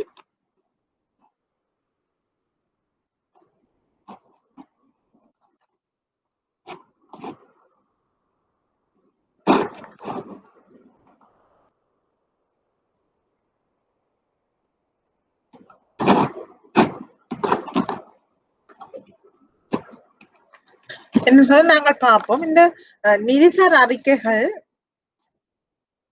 எந்தெந்த சேனலின் ஊடாக அல்லது யார் யாரின் ஊடாக இது கடத்தப்படுகின்றது என்று சொல்லி பார்த்தால் முதலாவதாக டிராஃப்ட் ஃபைனான்சியல் ஸ்டேட்மெண்ட், அதாவது ஒரு நிதி நிறுவனத்திலும் ஒரு நிதிக்கு பொறுப்பாக நிதிசார் நடவடிக்கைகளுக்கு பொறுப்பாக ஒரு திணைக்களம் காணப்படும். நாங்கள் இதனை பொதுவாக ஃபைனான்ஸ் டிபார்ட்மெண்ட் அல்லது நாங்கள் கூறுவோம் நிதி திணைக்களங்கள் என்று சொல்லலாம். ஆகவே இந்த நிதி திணைக்களங்கள் என்ன செய்கின்றது என்று சொன்னால் ஒரு குறிக்கப்பட்ட நிதியாண்டிற்குரிய நிதிசார் அறிக்கைகளை தயாரிக்கின்றது. இதை நாங்கள் டிராஃப்ட் என்று சொல்றோம். இதிலும் மேல் மட்டத்தில் அனுமதி அளிக்கப்படையில ஆனா ஒரு டிராஃப்ட் ஸ்டேஜ்ல இருக்கு. இவர்களால் இது தயாரிக்கப்பட்டிருக்கின்றது. ஆகவே இந்த டிராஃப்ட் ஃபைனான்சியல் ஸ்டேட்மெண்ட்ஸை இவர்கள் என்ன செய்வார்கள் என்று சொன்னால் போர்ட் ஆடிட் கமிட்டிக்கு நாங்கள் அங்கே பார்த்தோம் சபை இடர்நேர்வு மன்னிக்க வேண்டும், சபை இடர்நேர்வு இல்லை, சபை கணக்காய்வு குழு போர்ட் ஆடிட் கமிட்டிக்கு இந்த நிதிசார் நிறுவனத்தினால் தயாரிக்கப்பட்ட இந்த டிராஃப்ட் ஃபைனான்சியல் ஸ்டேட்மெண்ட்ஸ் நிதிசார் கூற்றுக்களை அவர்கள் இந்த சபை கணக்காய்வு குழுவுக்கு சமர்ப்பிப்பார்கள். அவர்கள் தேவைப்படுகின்ற போது சில மாற்றங்களை செய்து அல்லது சில சிபார்சுகளை செய்து அவர்கள் இந்த நிதி அறிக்கைகளை போர்ட் ஆஃப் டைரக்டர்ஸ் இயக்குனர் சபைக்கு வழங்குவார்கள் அவர்களுடைய அனுமதிக்காக. ஆகவே ஒரு நிதி நிறுவனத்தின் நிதிசார் அறிக்கையை இறுதியாக அனுமதிக்கின்ற பிரிவு அல்லது அப்ரூவ் பண்ணுகின்ற பிரிவாக அல்லது பகுதியினராக காணப்படுபவர்கள் இந்த போர்ட் ஆஃப் டைரக்டர்ஸ். ஏனென்றால் இந்த நிறுவனத்திற்கு ஆக உயர்மட்டத்தில் பொறுப்பாக இருப்பவர்கள் இந்த இயக்குனர் சபை. ஆகவே நிதி அறிக்கை தயாரிக்கப்பட்டாச்சு, இது கணக்காய்வு குழுவுக்கு சமர்ப்பிக்கப்பட்டாச்சு, அவர்களாலும் இது ஏற்றுக்கொள்ளப்பட்டாச்சு என்றால் அதற்கு பிறகு இயக்குனர் சபைக்கு செல்லும். அதன் பிறகு இயக்குனர் சபையும் இதை ஓகே பண்ணின பிறகு என்ன செய்வார்கள் என்றால் கணக்காய்வு நடைபெறும். இது வருடத்துக்கு வருடம் வருடாந்த கணக்காய்வுகள் எக்ஸ்டர்னல் ஆடிட்டர்ஸ் வெளியக கணக்காய்வாளர் அனுமதிக்கப்பட்ட வெளியக கணக்காய்வாளர்களால். ஆகவே கமென்ஸ்மெண்ட் ஆஃப் ஆடிட் கணக்காய்வு செயல்முறை தொடங்கும். கணக்காய்வு செயல்முறை தொடங்கின பிறகு இந்த எக்ஸ்டர்னல் ஆடிட்டர்ஸ் வெளியக கணக்காய்வாளர்களால் எங்கள் நிறுவனத்தின் நிதிசார் அறிக்கைகளுக்கு ஆடிட்டட் ரிப்போர்ட் கணக்காய்வு அறிக்கை ஒன்றினை தருவார்கள் அல்லது ஒரு கூற்றொன்றினை தருவார்கள். அந்த கணக்காய்வு கூற்றில் அட்ஜஸ்ட்மெண்ட்ஸ் அல்லது மேனேஜ்மெண்ட் லெட்டர்ஸ் அதுல வந்து இவர்கள் சில கணக்கீட்டு நியமங்கள் எங்களால் பின்பற்றப்பட்டது, சில சிறிய குறைபாடுகள் இருக்கின்றது, சில சிறிய அட்ஜஸ்ட்மெண்ட் சீராக்கங்களை செய்ய வேண்டி இருக்கின்றது. அவ்வாறு ஏதாக இருந்தால் அதனை எங்களுக்கு சுட்டி காட்டுவார்கள். அதன் பிறகு நாங்கள் அதை சரியாக செய்து அவர்களுக்கு வழங்குவோம். இல்லாவிடில் எமது நிதி அறிக்கைகள் அவர்களுடைய கணக்காய்வின்படி சரியான முறையில் தயாரிக்கப்பட்டிருக்கின்றது என்பதை அவர்கள் உறுதி செய்யலாம்.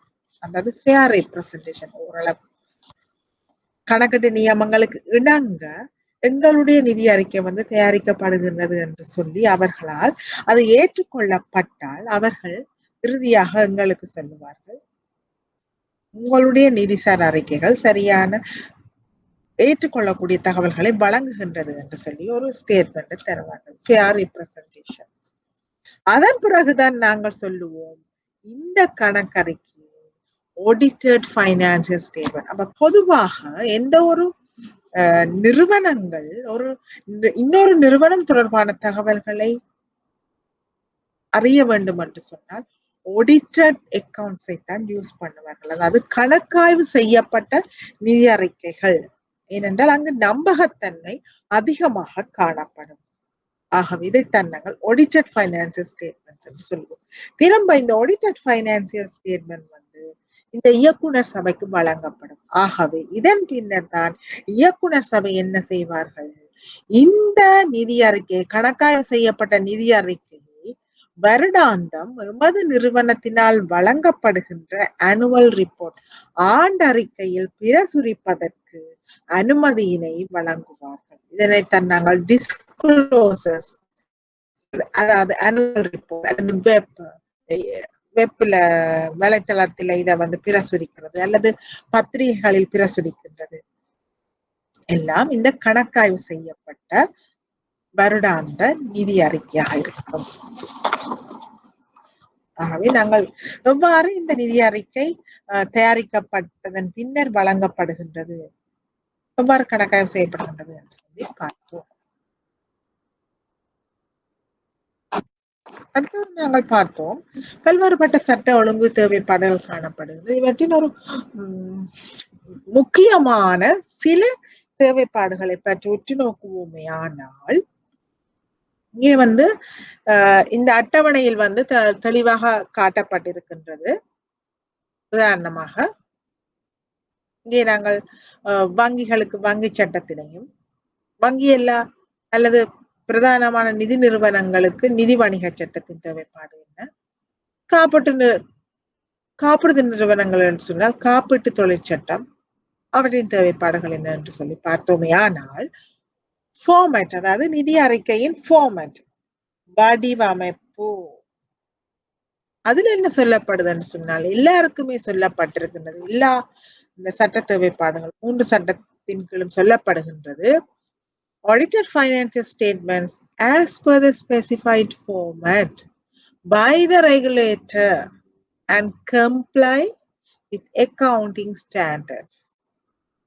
So இந்த கட்டுப்பாட்டாளர்களால் ரெகுலேட்டர்ஸ் இவர்களால் குறிக்கப்பட்ட ஃபார்மேட்டின் கீழ்தான், வடிவமைப்பின் படிவத்தின் கீழ்தான் இந்த நிதி அறிக்கைகள் தயாரிக்கப்பட வேண்டும். உதாரணத்துக்கு நான் சொல்கின்றேன், ஒரு பேங்க்ஸ் எக்ஸ் என்ற வங்கி என்று சொன்னால், இலங்கையில் உள்ள ஒரு வங்கி என்று சொன்னால், அந்த வங்கி எவ்வாறு தனது நிதி அறிக்கையை வழங்க வேண்டும் என்று சொல்லி இலங்கை மத்திய வங்கியின் வங்கி மேற்பார்வை திணைக்களத்தினால் டிரெக்ஷன்ஸ், வழிகாட்டுதல் வழங்கப்பட்டிருக்கின்றது. இது வந்து இலங்கை மத்திய வங்கி www.cbsl.gov.lk இலங்கை மத்திய வங்கியின் வலைத்தளத்தில் சென்று சட்டங்களின் கீழ் அதன் கீழ் வங்கி தொடர்பான வங்கி தொழில் பேங்கிங் இண்டஸ்ட்ரியை கிளிக் பண்ணினீங்கள் என்று சொன்னால் அதிலே இவ்வளவு காலமும் வங்கிகளுக்கு வழங்கப்பட்டிருக்கின்ற சட்ட தேவைப்பாடுகள் அதில் போடப்பட்டிருக்கின்றன. அதன் கீழ் ஒரு இடத்தில் குறிக்கப்பட்டிருக்கின்றது வங்கிகள் எத்தகைய நிதிசார் அறிக்கைகளை வழங்க வேண்டும். உதாரணமாக ஐந்தொகை என்று சொன்னால் அந்த 5 வகைக்குரிய ஃபார்மட்ஸ் வந்து அதுல குறிக்கப்பட்டிருக்குது. அவர்கள் சொத்துக்கள் என்று சொன்னால் என்னென்னத்தை இவர்கள் இதில் போட வேண்டும், பொறுப்புகள் என்று சொன்னால் லைபிலிட்டிஸ் என்று சொன்னால் என்னென்ன விடயங்களை போட வேண்டும் என்பது தொடர்பான ஃபார்மட்டே வந்து அதுல வழங்கப்பட்டிருக்கின்றது. இதே மாதிரி தான் இந்த 3 சட்டங்களும் தொடர்புடைய நிறுவனங்களுக்குரிய ஃபைனான்சியல் ஸ்டேட்மெண்ட்ஸ்க்கான ஃபார்மட்டை வழங்கி இருக்கிறோம். ஆகவே இந்த நிதிசார் நிறுவனங்கள் இந்த ஃபார்மட், இந்த வடிவத்துக்கு இணங்கத்தான் தங்களுடைய நிதிசார் அறிக்கையை தயாரிக்க வேண்டும். அத்துடன் இதற்கு மேலதிகமாக ஏற்புடைய கணக்கீட்டு நியமங்களையும் அவர்கள் பின்பற்றி இருக்க வேண்டும். அது நாங்கள் ஏற்கனவே பார்த்து விட்டோம்.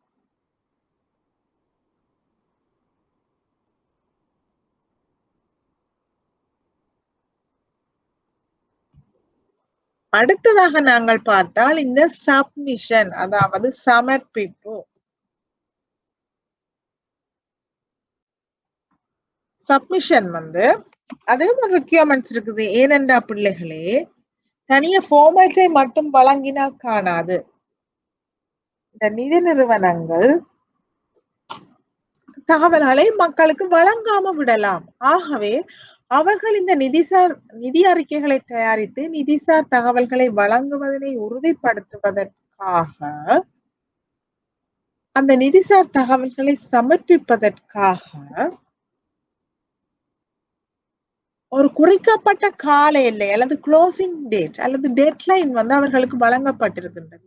இது வந்து வங்கிகள் என்று சொன்னால் வங்கி சட்டத்தின் சொல்லப்படுகிறது, ஒரு நிதியாண்டு முடிவுற்று 5 மாதங்களிற்குள் இலங்கை மத்திய வங்கியின் வங்கி மேற்பார்வை திணைக்களத்துக்கு பொதுவாக இருக்கின்ற வங்கி மேற்பார்வை பணிப்பாளர், டைரக்டர் ஆஃப் பேங்க் சூப்பர்விஷன், அவருக்கு ஒரு நிதியாண்டு முடிவடைந்து 5 மாதங்களுக்குள் இவர்கள் இந்த நிதி அறிக்கையை சமர்ப்பிக்க வேண்டும். இந்நாட்டில் அது குற்றம்.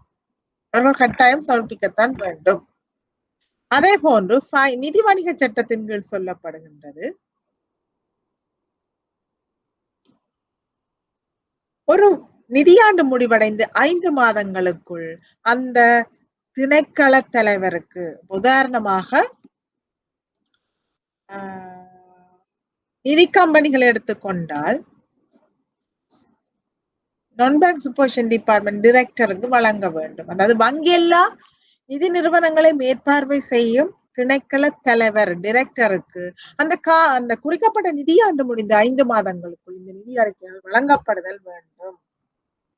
இன்சூரன்ஸ் கம்பெனிஸ் எடுத்து நோக்குவோமே ஆனால் ஒரு நிதியாண்டு முடிவடைந்து 6 மாதங்களுக்குள் இன்சூரன்ஸ் போர்ட் காப்புறுதி சபையின் தலைவருக்கு மன்னிக்க வேண்டும் பிள்ளைகளே, நிதியாண்டு முடிவடைந்து 6 மாதங்களுக்குள் நிதி காப்புறுதி சபைக்கு வழங்க வேண்டும். இந்த வங்கி மற்றும் நிதி நிறுவனங்கள், வங்கி எல்லாம் நிதி நிறுவனங்கள் வந்து 5 மாதங்களிற்குள், ஆனால் காப்புறுதி கம்பெனிகளுக்கு இன்னொரு மாசம் கூடுதலாக வழங்கப்படுகின்றது. அவர்கள் 6 மாதங்களுக்குள் இந்த அறிக்கையை வழங்குதல் வேண்டும்.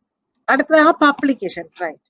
இவர்கள் தயாரிச்சிட்டார்கள் இந்த ஃபார்மேட்டுக்கு நாங்க இதை வந்து ரெகுலேட்டர்ஸுக்கு வந்து இதை சமர்ப்பித்தார்கள். சமர்ப்பித்ததும் நின்று விடாமல் இவர்கள் என்ன செய்ய வேண்டும் என்று சொன்னால், ரெகுலேட்டர்ஸுக்கு சமர்ப்பிச்சால் ரெகுலேட்டர்ஸுக்கு மட்டும்தான் இந்த நிதிசார் தகவல்கள் கிடைக்கும். ஆனால் நாங்கள் ஏற்கனவே பார்த்தோம், ஒரு நிதி நிறுவனத்தில் நிதிசார் தகவல்களை அறிவதற்கு பல்வேறுபட்ட தரப்பினர் ஆர்வமாக இருக்கின்றார்கள், ஆர்வலகர்கள், அதாவது உள்ளக ரீதியாக மற்றும் வெளியக ரீதியாக. ஆகவே இந்த வெளியில் உள்ள தரப்பினருக்கு இந்த தகவல்கள் எவ்வாறு போய் சேரும் என்றால் அதை உறுதிப்படுத்துவதற்காகத்தான் இந்த பப்ளிகேஷன் ரிக்வயர்மென்ட்ஸ், வெளியீட்டு தேவைப்பாடு காணப்படுகின்றது. இது வங்கிகள் என்று சொன்னால் அல்லது வங்கி சட்டத்தின் படி என்று சொன்னால், ஒரு நிதியாண்டு முடிவுற்று 5 மாதங்களிற்குள் 3 மொழிகளிலும், இலங்கையில் தமிழ், சிங்களம் மற்றும் ஆங்கிலம் ஆகிய 3 மொழிகளிலும் அந்த குறிக்கப்பட்ட நிதியாண்டு முடிவுற்று 5 மாதங்களுக்குள் பத்திரிகைகளில் 3 மொழி பத்திரிகைகளிலும் 3 மொழிகளிலும் அவர்கள் கட்டாயம் பிரசுரிக்க வேண்டும். தமிழ் என்று சொன்னால் வீரகேசரியோ, தினக்குரலோ, தினகரனோ. இலங்கையில் உள்ள அந்த பத்திரிகையில். அதே மாதிரி ஆங்கிலம் என்று சொன்னால் சண்டே ஆப்சர்வர்ல ஃபைனான்சியல் டைம்ஸ், சிங்களம் என்று சொன்னால் திவஜின. அப்படி ஏதாவது ஒரு பத்திரிகையில் அவர்கள் இந்த அறிக்கையினை, அதாவது கணக்காய்வு செய்யப்பட்ட அந்த அறிக்கையினை, நிதி அறிக்கையினை அவர்கள் பிரசுரம் செய்ய வேண்டும். இந்தியால நிதி கம்பெனிகளுக்கு நாங்கள் பார்த்தால் இவர்கள் வந்து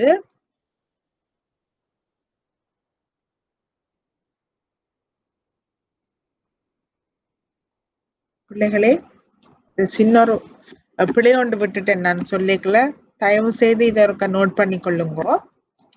நிதி வணிக சட்டம் வந்து within 3 months to the director, right? அதாவது வங்கியல்லா நிதி நிறுவனங்களுக்கு பொறுப்பாக இருக்கின்ற திணைக்கள தலைவருக்கு குறிக்கப்பட்ட நிதியாண்டு முடிவுற்று 3 மாதங்களுக்குள், நான் இதுல 5 மாதங்களுக்கு தமிழ் போட்டுட்டேன், நான் ஆங்கிலத்தில் சரியாக இருக்கின்றது, 3 மாதங்களுக்குள் அவர்கள் அதை சமர்ப்பிக்க வேண்டும். 5 மாதம் இல்ல பிள்ளைகளே, 3 மாதம். வங்கிகளுக்கு 5 மாதம், வங்கியல்லா நிதி நிறுவனங்களுக்கு 3 மாதம், காப்புறுதி நிறுவனங்களுக்கு 6 மாதம் வழங்கப்பட்டிருக்கின்றது தமது நிதி அறிக்கைகளை தயாரித்து வழங்குவதற்கு, ஒரு நிதியாண்டு முடிவற்றதன் பிற்பாடு. அதே மாதிரி இந்த பத்திரிகைகளில் வங்கல் என்று சொன்னால் 3 மொழிகளில் நிதியாண்டு முடிவுற்று 5 மாதங்களுக்குள், வங்கியல்லா நிதி நிறுவனங்கள் என்று சொன்னால், நிதி கம்பெனிகள் என்று சொன்னால் நிதியாண்டு முடிவுற்று 3 மாதங்களுக்குள் 3 மொழிகளிலும் பிரசுரிக்க வேண்டும் காப்புறுதி நிறுவனத்துக்கு. இவ்வாறான தேவைப்பாடு இந்த சட்டத்தில் சொல்லப்படவில்லை. அடுத்ததாக நாங்கள் பார்ப்போம் கஸ்டமர் டிஸ்க்ளோசர்ஸ், வாடிக்கையாளர்கள் தொடர்பான தகவல்களும் வெளிப்படுத்த வேண்டும். இது என்ன சொல்லுது என்று சொன்னால்,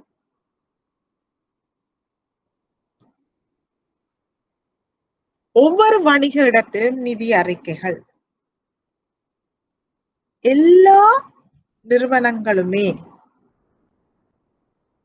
தமது வாடிக்கையாளர்களுக்கு பொருந்தக்கூடிய வகையில் உரிய தகவல்களை வழங்குவதற்கு இவர்கள் வேண்டிக் கொள்ளப்படுகிறார்கள். ஃபைனான்சியல் ஸ்டேட்மெண்ட்ஸ், எஃப்எஸ்எஸ் என்ற ஃபைனான்சியல் ஸ்டேட்மெண்ட்ஸ் என்ற எஃப்எஸ்எஸ் என்று சொல்றோம். அட் ஈச் பிசினஸ் பிளேஸ், ஒவ்வொரு வியாபார இடத்திலும் தொடர்பான அனைத்து தகவல்களும் வந்து இவர்கள் வழங்கப்பட வேண்டும். நிதி அறிக்கை தயாரிக்கைகள் சில திணைக்களங்க ஒரு நிறுவனத்தின் சில செயற்பாடுகளை இவர்கள் விடையிலாது அந்த நிறுவனத்தினால் கொண்டு நடத்தப்படுகின்ற அனைத்து தகவல்களையும் இவர்கள் வந்து பிரசுரிக்க வேண்டும். அடுத்தது ஆடிட்டர்ஸ் என்றுதான் சொல்லுவோம், கணக்காய்வாளர்கள். இதில் வந்து இந்த வங்கி சட்டமும் நிதி வணிக சட்டமும் சொல்லுது panel of list of qualified auditors. இவர்கள் குடுக்கினம், அதாவது இந்த ஆடிட்டர்ஸ் பேரை காலத்துக்கு காலம் அப்டேட் பண்ணி வழங்கினம். ஆகவே தகுதி வாய்ந்த கணக்காய்வாளர்களின் குழு பட்டியல், வங்கிகள் என்று சொன்னால் இலங்கை மத்திய வங்கியின் வங்கி மேற்பார்வை திணைக்களத்தினாலும், நிதி கம்பெனிகள் உரிமம் பெற்ற நிதி கம்பெனிகள் என்று சொன்னால் இலங்கை மத்திய வங்கியின் வங்கியல்லா நிதி நிறுவனங்களை மேற்பார்வை செய்யும் திணைக்களத்தினாலும் இந்த கணக்காய்வாளர்களின் பட்டியல் வழங்கப்படுகின்றது, அவர்களின் பெயர் வழங்கப்படுகின்றது. ஆகவே ஒரு நிதி நிறுவனம் தனது நிறுவனத்தின் நிதி அறிக்கைகளை கணக்காய்வு செய்வதற்கு இதில் வழங்கப்பட்ட இந்த பட்டியலில் உள்ள ஒரு கணக்காய்வாளரை தெரிவு செய்து அவரின் ஊடாகத்தான் இந்த கணக்காய்வினை மேற்கொள்ள வேண்டும் என்று சொல்லப்படுகிறது. காப்புறுதி நிறுவனத்திற்கு இத்தகைய தேவைப்பாடு இங்கே வழங்கப்படவில்லை. அடுத்ததாக நாங்கள் பார்ப்போம் major disclosures in financial statements, அதாவது நிதிநிலை அறிக்கைகளின் முக்கிய வெளிப்படுத்தல்கள் எவை என்று சொல்லி பார்ப்போம். இதனை நாங்கள் பார்த்தால் பிள்ளைகளே, நாங்கள் பார்ப்போம் இந்த வெளிப்படுத்துகைகள் ஏன் முக்கியமானதாகவும் தேவையானதும் காணப்படுகின்றது. உங்களுக்கு தெரியும், இந்த வெளிப்படுத்துகைகள் என்றால் நாங்கள் ஆங்கிலத்தில் சொல்லுவோம் டிஸ்க்ளோசர்ஸ். ஆகவே இந்த டிஸ்க்ளோசர்ஸ் வந்து why important, why needed, ஏன் தேவைப்படுகிறது, நாங்கள் ஏன் டிஸ்க்ளோசர்ஸ் செய்ய வேண்டும் என்று நாங்கள் பார்த்தால்,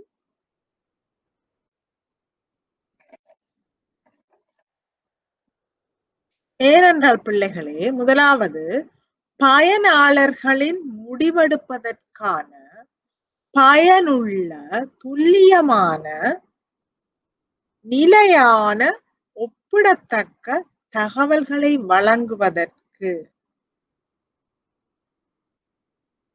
தேவைப்படுகின்றது.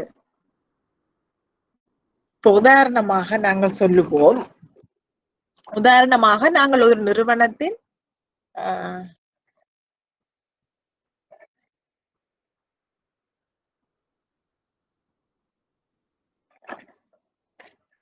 உங்கள் எல்லாருக்கும் தெரியும் பிள்ளைகளின் நிறுவனத்தின் நிதி அறிக்கை என்று சொன்னால் ஒரு மினிமமாக குறைந்த சில நிதி அறிக்கைகளை வழங்க வேண்டும். அதில் ஒன்றுதான் இந்த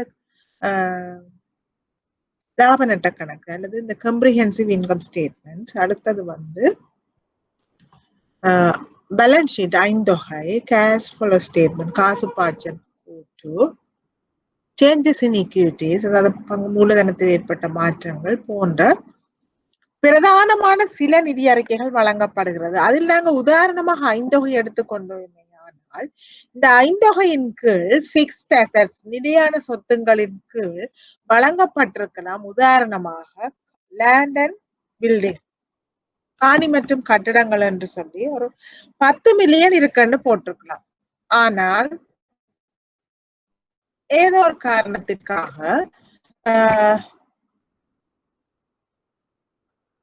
ஒரு பயனாளருக்கு இந்த காணி கட்டிடங்கள் தொடர்பான விரிவான தகவல்கள் தேவைப்படுகிறது. அல்லது ஐந்தொகையில் போடப்பட்டிருக்கிறது காணி கட்டிடங்கள் 10 மில்லியன் ரூபாய், இவற்றிற்கு எதிராக மேற்கொள்ளப்பட்ட ஒதுக்கங்கள் மன்னிக்க வேண்டும், மேற்கொள்ளப்பட்ட பெருமான தேய்வு 5 மில்லியன். ஆகவே தேறிய நிலையான சொத்துக்களின் பெறுமதி காணி மற்றும் கட்டடங்கள் வந்து 10 5 கழித்து 5 மில்லியன் ரூபாய். ஆகவே ஒரு ஆளுக்கு தேவைப்படுகிறது. எவ்வாறு இந்த 5 மில்லியன் பெருமான தேய்வு வந்தது என்பது தொடர்பா அவர் அறிய வேண்டும் என்று சொன்னால் என்ன செய்யலாம்? எங்கேயாவது வழங்கப்பட வேண்டும். இது ஒரு உதாரணம் பிள்ளைகளே. ஆகவே இவ்வாறு பல்வேறுபட்ட பயனாளர்களின் முடிவெடுப்பதற்கு பயனுள்ள துல்லியமான தகவல்களை நாங்கள் வழங்குவதுதான் இந்த வெளிப்படுத்தை தேவைப்பாடு.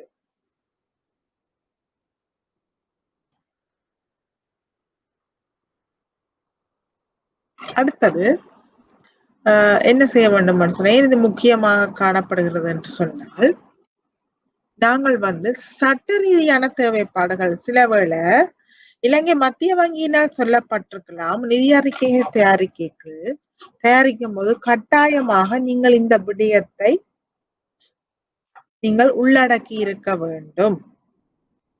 உதாரணமாக வங்கி நிறுவனங்கள், நிதிசார் நிறுவனங்கள் சொன்னால் கேபிட்டல் அடிக்குவசி மூலதன போதுமை விகிதம், கேபிட்டல் அடிக்குவசி ரேஷியோ விஷயம் இருக்கிறது. ஆகவே அவர்கள் வந்து அதனையும் வந்து தயாரித்து வழங்க வேண்டும். இதுதான் சட்ட ரீதியான தேவைப்பாடுகள் இணங்கி செல்வதற்கு. முதலீட்டாளர்கள் மற்றும் வைப்பாளர்களின் நம்பிக்கையை பேணுதல், அதற்கும் இந்த வெளிப்படுத்துகைகள் தேவை. அப்போதுதான் அவர்களுக்கு நம்பிக்கை வருமோ, இந்த நிறுவனம் வந்து எங்களுக்கு தேவையான அனைத்து தகவல்களையும் வழங்கி இருக்கின்றது. மற்றும் இதனூடாக நிதி அமைப்பின் ஸ்திரத்தன்மை ஸ்டேபிலிட்டியையும் வந்து நாங்கள் இம்ப்ரூவ் பண்ணலாம், ஊக்குவிக்கலாம். பல்வேறு வகையான இடர் நேர்வுகளை அடையாளம் காண்பதற்கும் வினைத்திறனான இடர் மேலாண்மை கட்டமைப்புகள் உதவுவதற்கும் இந்த நிதி அறிக்கையின் வெளிப்படுத்த தேவைப்படுகின்றது. பாரிய அளவிலான கொடுக்கல் வாங்கல்களை ஊக்குவித்தல், பக்கச்சார்பற்ற நடவடிக்கைகள் மற்றும் நடைமுறைகளை தடுத்தல், அவற்றிற்கும் இவை தேவைப்படுகின்றது. அடுத்து வணிகத்தினுடைய விவகாரங்கள் பற்றிய தகவல்களின் வெளிப்படைத்தன்மையை ஊக்குவிப்பதற்கும் சந்தை ஒழுக்கத்தினை மேம்படுத்துவதற்கும் சரியான முறை தகவல்களை வழங்கினால் மார்க்கெட் டிசிப்ளின் அங்க வந்து பேணப்படும். இதனூடாக வாடிக்கையாளர்களுக்கு நிறுவனத்தின் நம்பிக்கை கட்டி எழுப்பப்படும். ஆகவே இங்கே நிதி நிறுவனத்தின் ஸ்திரத்தன்மை ஊக்குவிக்கப்படும். ஆகவே இவ்வாறான பல்வேறு விடயங்களுக்கு இந்த வெளிப்படுத்துகைகள் தேவையானதாகவும் முக்கியமானதாகவும் காணப்படுகின்றன. அடுத்தது பிள்ளைகளை நாங்கள் பார்த்தோம், இந்த நிதி அறிக்கைகளை தயாரித்து வெளியிட வேண்டும் என்று சொல்லி நாங்கள் பார்த்துவிட்டோம். ஆனாலும் எந்தெந்த கால பகுதிகளில் எந்தெந்த மூலங்களினூடாக இந்த நிதி அறிக்கைகளை வெளியிட வேண்டும் என்று சொல்லி நாங்கள் பார்த்தால்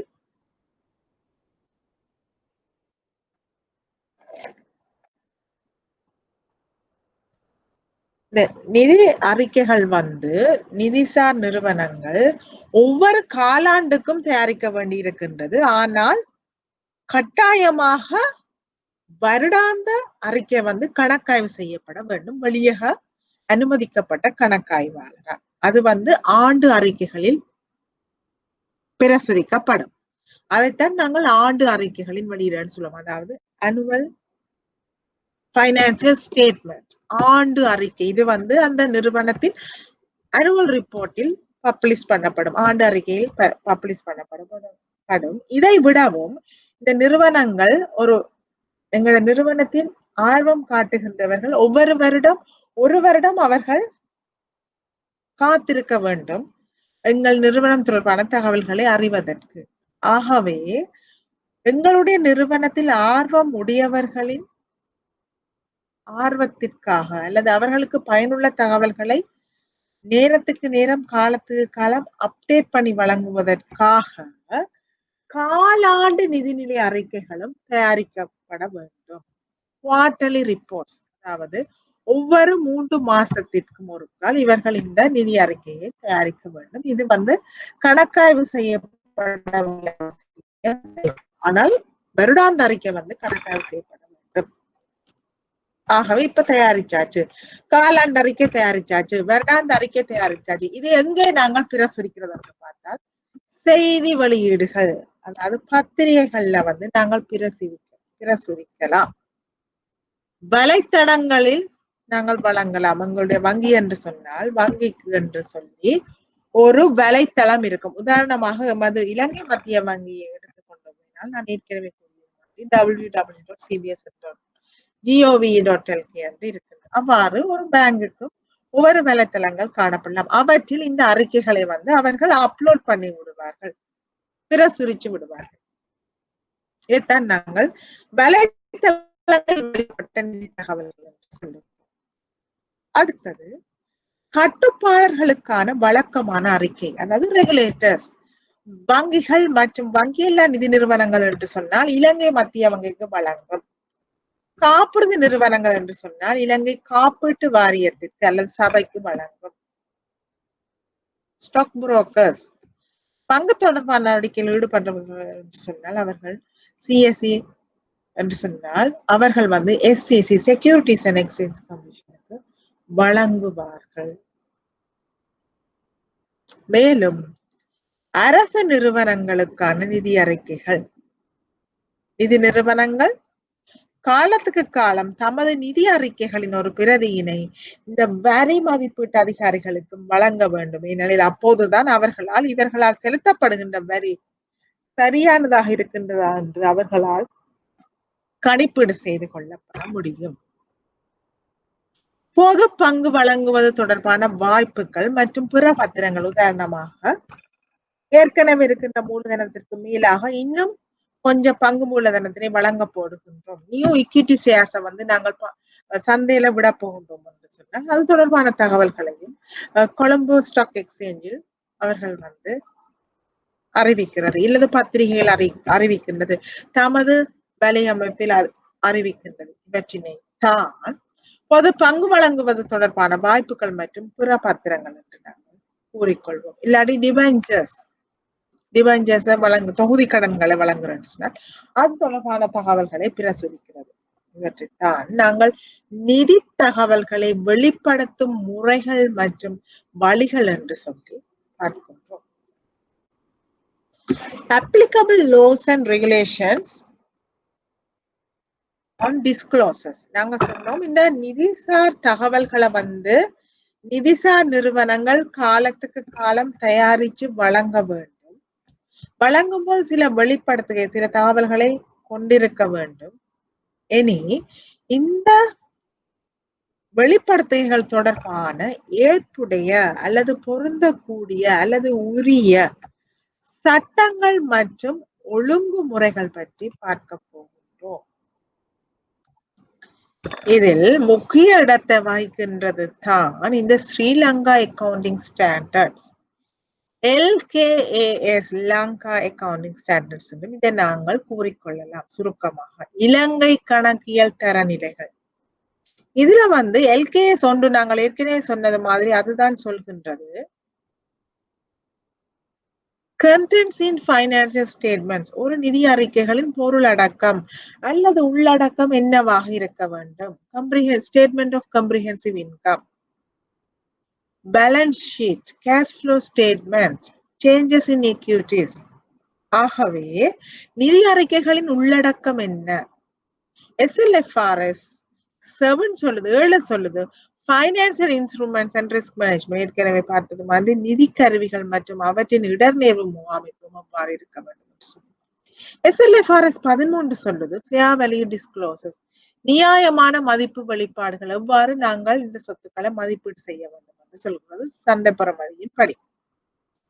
அடுத்த LKS 24 சொல்லுது ரிலேட்டட் பார்ட்டி தொடர்பான தகவல்களை, தொடர்புடைய கட்சியினர் என்றால் என்னென்ன தகவல்களை வழங்க வேண்டும், என்னென்ன நியமங்களுக்கு இடங்க என்று சொல்லி அதை வழங்குகின்றது.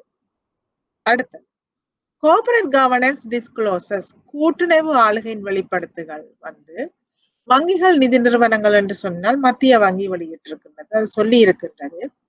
Cooperate governance for banks and finance companies, வங்கிகள் மற்றும் நிதி நிறுவனங்களுக்கான கூட்டுறவு ஆளுகையை CBSS, central bank of Sri Lanka, இலங்கை மத்திய வங்கி வழங்கி இருக்கின்றது. அப்ப அதற்கு நாங்கள் இது தொடர்பான தகவல்களை இந்த வங்கி மற்றும் நிதி கம்பெனிகள் வழங்க வேண்டும். அடுத்தது செக்யூரிட்டிஸ் அண்ட் எக்ஸ்சேஞ்ச் கமிஷன்ஸ், பங்குகள் தொடர்பாக, மற்றும் CS ஸ்ரீலங்காவும் சார்ட்டர்ட் அக்கவுண்டன்ட் ஸ்ரீலங்காவும் இந்த கூட்டுறவு ஆளுகை தொடர்பான வெளிப்படுத்தல் தேவைப்பாடுகளை வழங்கி இருக்கின்றார்கள்.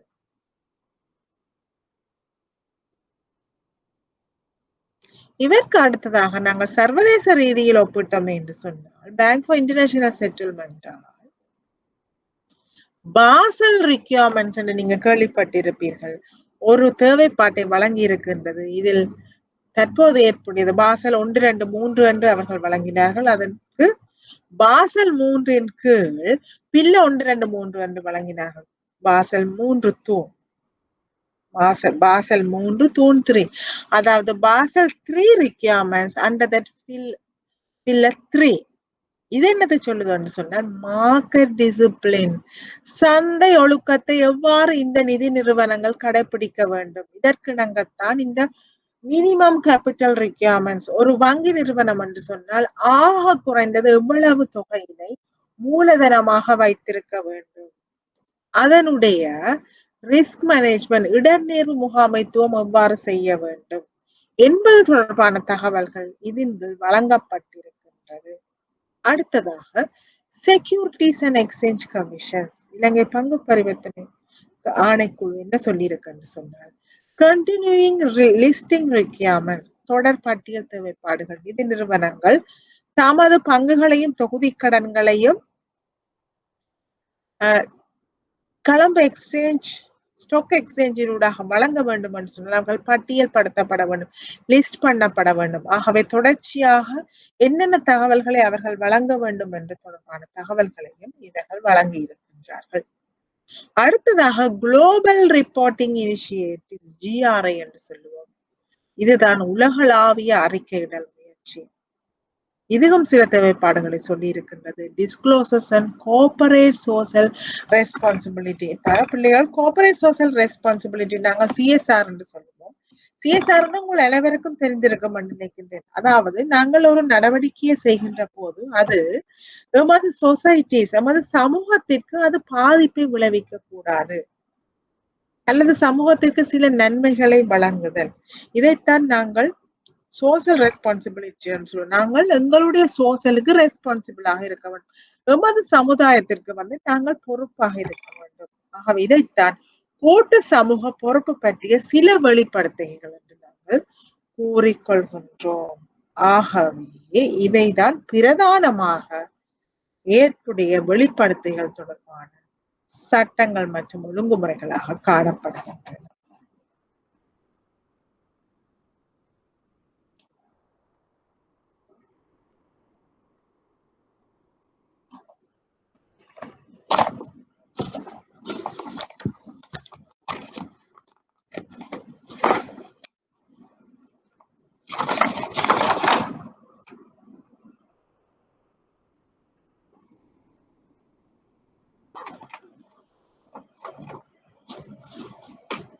அடுத்தது பிள்ளைகளை நாங்கள் பார்த்தால் ரிஸ்க் மேனேஜ்மெண்ட் டிஸ்க்ளோசர்ஸ், அதாவது இடர்நேர்வு மேலாண்மை வெளிப்படுத்துகைகள்.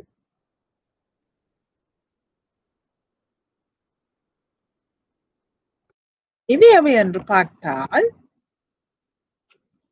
on quantitative and qualitative manner on the face of financial statements or as notes. குறிப்புகள். இப்ப இவை தொகை ரீதியாக மற்றும் தர ரீதியான நிதி அறிக்கைகள் அல்லது குறிப்புகளை வெளியிடுதல் வேண்டும்.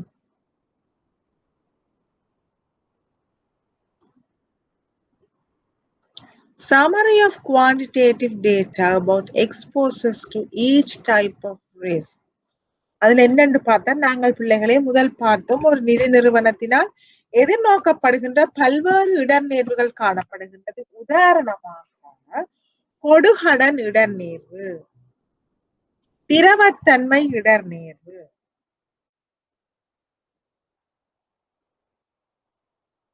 reputational risk நம்பகத்தன்மை இடர்நேர்வு, ஆபரேஷனல் ரிஸ்க் தொழிற்பாட்டு இடர்நேர்வு போன்ற பல்வேறுபட்ட இடர்நேர்வுகள் ஒரு நிதி நிறுவனத்திற்கு காணப்படுகின்றது. ஆகவே ஒவ்வொரு வகையான இடர்நேர்வுகளுக்குமான வெளிப்படுத்தைகள் தொகை ரீதியாக வழங்கப்பட வேண்டும். கிரெடிட் ரிஸ்க் என்று சொன்னால் எங்கள் நிதி நிறுவனம் இவ்வளவுக்கு எக்ஸ்போஸ் ஆகி இருக்கின்றது, இதை எவ்வாறு முகாமை செய்கின்றது, இது குறிப்புகள். அதாவது பைனான்சியல் ஸ்டேட்மெண்ட் வழங்கின பிறகு சில குறிப்புகள் சில விரிவான தகவல்கள் வழங்கப்பட வேண்டும் என்று நிதி நிறுவனங்கள் தெரியும். இந்த நோட்ஸ் என்று சொல்லுவோம். பைனான்சியல் ஸ்டேட்மெண்ட்ஸ்ல இந்த பேலன்ஸ் ஷீட், காம்ப்ரிஹென்சிவ் ஸ்டேட்மெண்ட் மாதிரி பிறகு கடைசியா நோட்ஸ் வரும். நோட்ஸ்ல சில விளக்கங்கள் வழங்கப்படலாம். அதில் இந்த ஒவ்வொரு இடர்நேர்வுகளுக்கும் எந்த வகையில் நமது நிறுவனம் எக்ஸ்போஸ் ஆகியிருக்கிறது சொல்லி தரவுகள் வழங்கப்பட வேண்டும். அடுத்தது management objectives, policies and process for managing those risk. அதாவது முகாமைத்துவம் ஒரு அறிக்கையினை வழங்குவார்கள், மேனேஜ்மெண்ட் ரிப்போர்ட். அதுல இந்த மேற்கூறப்பட்ட இடர்நேர்வுகளை இவர்கள் எவ்வாறு முகாமைத்துவம் செய்கிறார்கள் அல்லது எத்தகைய கொள்கைகளை இவர்கள் பிரயோகிக்கிறார்கள் என்பது தொடர்பான விளக்கங்கள் வழங்கப்படுதல் வேண்டும். அடுத்த discloses about credit risk, liquidity risk, market risk, operational risk, interest risk and how these risks are managed. நான் ஏற்கனவே சொன்னது மாதிரி இந்த கொடுகடன் இடர்நேர்வு, திரவத்தன்மை இடர்நேர்வு, சந்தை இடர்நேர்வு, செயற்பாட்டு இடர்நேர்வு மற்றும் வட்டி வீத இடர்நேர்வு போன்றவற்றையும் இத்தகைய இடர்நேர்வுகள் எவ்வாறு முகாமை செய்யப்படுகிறது பற்றிய விவரங்களையும் அவர்கள் கூறியிருக்க வேண்டும் இந்த வருடாந்த அறிக்கை. அடுத்ததாக changes in respect of risk management practices from the prior period. முந்தைய காலத்தோட ஒப்படைக்கல நாங்கள் ஏதாவது மாற்றத்தை செய்திருக்கின்றோமா? அவ்வாறாயும் அத்தகைய தகவல்களையும் இவர்கள் வெளிப்படுத்தி இருக்க வேண்டும். அடுத்தது பிள்ளைகளை நாங்கள் பார்க்க போகின்றோம் இந்த டிஸ்க்ளோசர்ஸ் அண்டர் ரிஸ்க் மேனேஜ்மெண்ட். அந்த தொடர்ச்சி தான் இந்த கீழான வெளிப்படுத்துகைகள். இது நாங்கள் பார்த்தோமேயானால் ஏரியா ஆஃப் டிஸ்க்ளோசர்ஸ், வெளிப்படுத்துகை பிரிவுகள், குறிக்கப்பட்ட பிரிவுகள். Risk management framework, credit risk, liquidity risk and funding management, market risk, operational risk பிரதானமானதை பற்றி பார்ப்போம். அதாவது ஏரியா ஆஃப் டிஸ்க்ளோசர்ஸும் மேஜர் டிஸ்க்ளோசர்ஸும் ஒவ்வொரு குறிப்பின் கீழ் எத்தகைய வகையான பிரதான வெளிப்படுத்துகைகள் தேவைப்படுகின்றது என்று பார்ப்போம். உதாரணத்துக்கு முதலாவது எடுத்தோமே என்று சொன்னால் ரிஸ்க் மேனேஜ்மெண்ட் ஃப்ரேம்வொர்க், இடர் முகாமைத்துவ கட்டமைப்பு. இதன் கீழ் பாரிய வெளிப்படுத்துகை என்னென்று சொன்னால் structures, committees, exposures for different risk, policies, procedures, techniques, models, methods for risk management on each type of risk. அதாவது ஒவ்வொரு வகையான இடர்நேர்வுக்குமான கட்டமைப்பு குழுக்கள். கட்டமைப்பு குழுக்கள் என்று நாங்கள் பார்த்தோம். கிரெடிட் ரிஸ்க் என்று சொன்னால் கிரெடிட் கமிட்டி, திரவத்தன்மை தொடர்பான இடர்நேர்வுகள், சந்தை இடர்நேர்வுகளுக்கு பொறுப்பாக இருப்பவர்கள் அசெட்ஸ் அண்ட் லைபிலிட்டி கமிட்டி, சொத்துக்கள் மற்றும் பொறுப்புகள் குழு.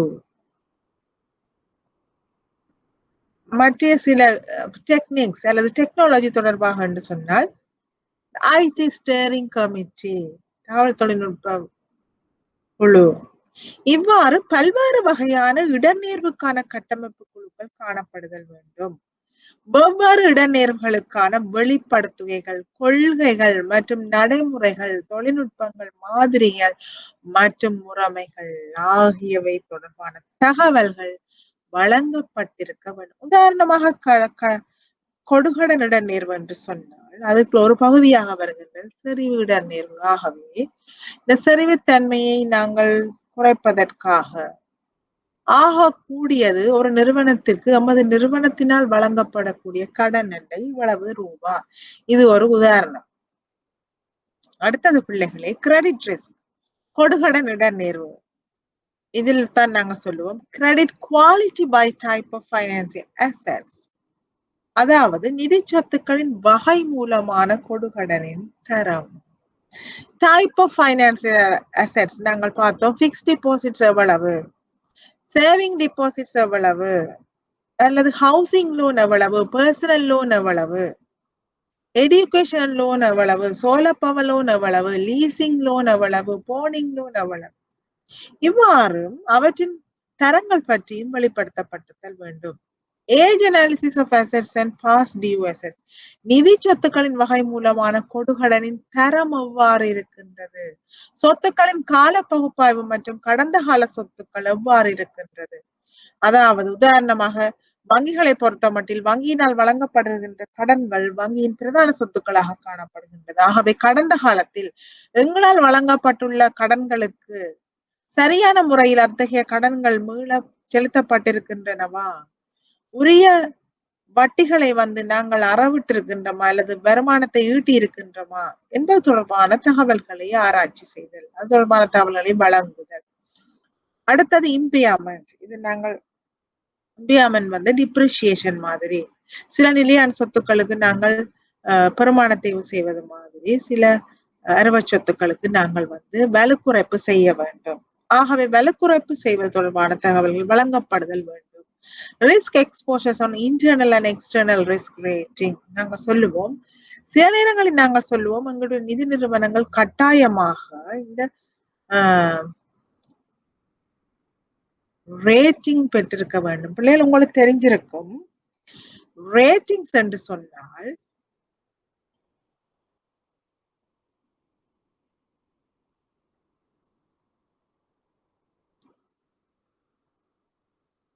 இரண்டு வகை இருக்குது. ஒன்று நாங்கள் உள்ளக ரீதியாக எங்களோட நிறுவனத்துக்கு ஏற்ப சில ரேட்டிங் ஸ்கேல் வச்சிருப்போம். உதாரணமாக இப்ப ஆபரேஷனல் ரிஸ்க் என்று சொன்னால் சில கட்டுப்பாடுகள் இல்லாவிட்டால் அந்த ரிஸ்க சொல்லுவோம். இல்லாட்டி சில கட்டுப்பாடுகள் இல்லாட்டிலும் அது எங்களுக்கு பாரிய இழப்பை ஏற்படுத்தும். ஆகவே அதை ஹை ரிஸ்க் என்று சொல்லுவோம். இல்லாட்டி சில உள்ளக கட்டுப்பாடுகள் இல்லாட்டி மிக சிறிய அளவிலான இடர்நேர்வு தான் ஏற்படும் சொன்னா அது லோ லெவல், குறைந்த லெவல் என்று சொல்லுவோம். இவ்வாறு பல்வேறு அளவுகளில் உள்ளக மற்றும் வெளியக இடர்நேர்வு மதிப்பீட்டில் இடர்நேர்வின் வெளிப்பாடுகள் கொண்டிருக்க வேண்டும். கன்சன்ட்ரேஷன், உதாரணத்துக்கு செக்டர் வைஸ், செறிவு துறை வாரியாக, கைத்தொழில் துறைக்கு 20% தான் எங்களால் கடனை வழங்கலாம் மேக்சிமம் ஆகக்கூடியது, அல்லது ஒரு தனிநபருக்கு ஆகக்கூடியது 10 பில்லியன் தான் பர்சனல் லோன் தனிப்பட்ட கடன்கள் வழங்கலாம். இவ்வாறு பல்வேறுபட்ட செறிவு ரீதியானது அல்லது துறை வாரியான வரையறைகளை வழங்குதல். ஃபேர் வேல்யூ ஆஃப் கொலாட்ரல்ஸ், எங்களால் வழங்கப்படுகின்ற கடன்களுக்கு நாங்கள் சில பிணைகளை பெறலாம். அந்த பிணைகளுக்கு ஆக கூடுதலான மதிப்பை போட இயலாது. அந்த பிணைகளின் பெறுமதி சந்தை விலை அடிப்படையில் மதிப்பீடு செய்யப்பட்டிருக்க வேண்டும். அதான் பிணையின் நியாயமான மதிப்பீடு. இவ்வாறான தேவைப்பாடுகளையும் இது கொண்டிருக்கின்றது. அடுத்ததாக liquidity risk and funding management, திரவநிலை இடர்நேர்வு மற்றும் நிதி மெயின் லிக்விடிட்டி ரேஷியோ, சில முக்கிய திரவநிலை விகிதங்களை நாங்கள் எங்கள் அறிக்கையில் பிரசுரிக்க வேண்டும். உதாரணமாக கரண்ட் ரேஷியோ, குயிக் ரேஷியோ. இந்த திரவத்தில விகிதங்கள் எவ்வளவு என்றால் அந்த எங்களுடைய தகவல்களை வாசித்து பயன்பெறுகின்றவர்களுக்கு இது பிரயோசனமாக காணப்படும். Analysis financial assets and liabilities by remaining contractual maturities. மீதமுள்ள ஒப்பந்த முதிர்வுகள் மூலமான நிதி சொத்துக்கள் மற்றும் பொறுப்புகள். நாங்க கடனை வாங்கியிருக்கிறோம் சொன்னால் எவ்வளவு காலம் நாங்கள் ரீபேமெண்ட் செய்திட்டோம், இன்னும் எவ்வளவு காலம் எங்களுக்கு இருக்குது, அல்லது ஒரு திரைசேரி உண்டியலில் நாங்கள் முதலீடு செய்திருக்கின்றோம் எங்கள் நிதி நிறுவனம் எவ்வளவு காலம் போயிட்டு இன்னும் எவ்வளவு காலம் ரிமைனிங் மெச்சூரிட்டி காலப்பகுதி இருக்கின்றது. இவை தொடர்பான தகவல்கள். கண்டிஜென்ட் ஃபண்டிங் பிளானிங் நாங்கள் ஏற்கனவே இதை பார்த்துட்டோம் கடந்த விரிவுரையில். தொடர்ச்சியாக நிதியிடல் திட்டமிடுதல். எங்களுக்கு ஒரு எதிர்பாராத நிதி தேவை வந்தால் நாங்கள் என்ன வழிகளில் அல்லது எவ்வாறான மூலங்களில் அல்லது யாரிடமிருந்து நாங்கள் நமக்கு தேவையான நிதியினை பெற்றுக் கொள்ளப் போகின்றோம் என்பது தொடர்பான விவரங்களை இது கொண்டிருக்கின்றது. அடுத்தது கமிட்மெண்ட்ஸ் அண்ட் கேரண்டீஸ். கடமைகள் மற்றும் உத்தரவாதங்கள் ஏதாவது இருந்தால் அவை தொடர்பான தகவல்களையும் நாங்கள் இதில் வெளிப்படுத்தப்பட வேண்டும். Market risk, சந்தையிட நேர்வு. சந்தையிட நேர்வில் நாங்கள் ஏற்கனவே விரிவாக பார்த்தோம். இன்ட்ரெஸ்ட் ரேட் ரிஸ்க், வட்டி விகித நேர்வு கணக்கு. அது தொடர்பான தகவல். Rate sensitive assets and rate sensitive liability. வட்டி வீத உணர்திறன் சொத்துக்கள் அவை. அதாவது சென்சிட்டிவ் உணர்திறன், வட்டி கூடும் போது எமது சொத்துக்கள் என்ன நடக்கும், எவ்வாறு மாற்றமடையும், அல்லது எமது பொறுப்புகள் எவ்வாறு மாற்றமடையும் என்பது தொடர்பான தகவல்கள். Impact on profit and loss due to interest rate shocks. லாபம் மற்றும் நட்டம் மீது வட்டி வீத மாற்றங்களிலான தாக்கம். சந்தையில் வட்டி வீதம் அல்லது இலங்கை மத்திய வங்கி ஒரு வீதத்தினால் தனது துணை வாய்ப்பு அந்த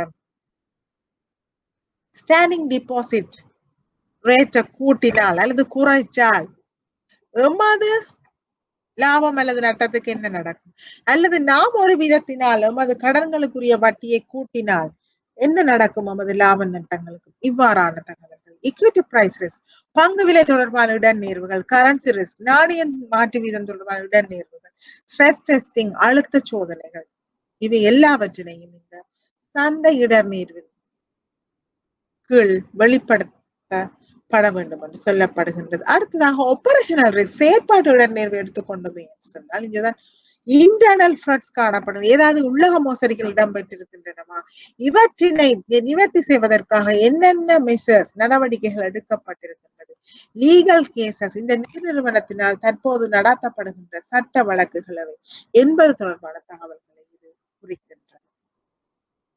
அடுத்த பிள்ளைகளை நாங்கள் பார்க்க போகின்றோம். இந்த தொடர்புடைய கட்சியினின் வெளிப்படுத்துகைகள் எவை என்று சொல்லி.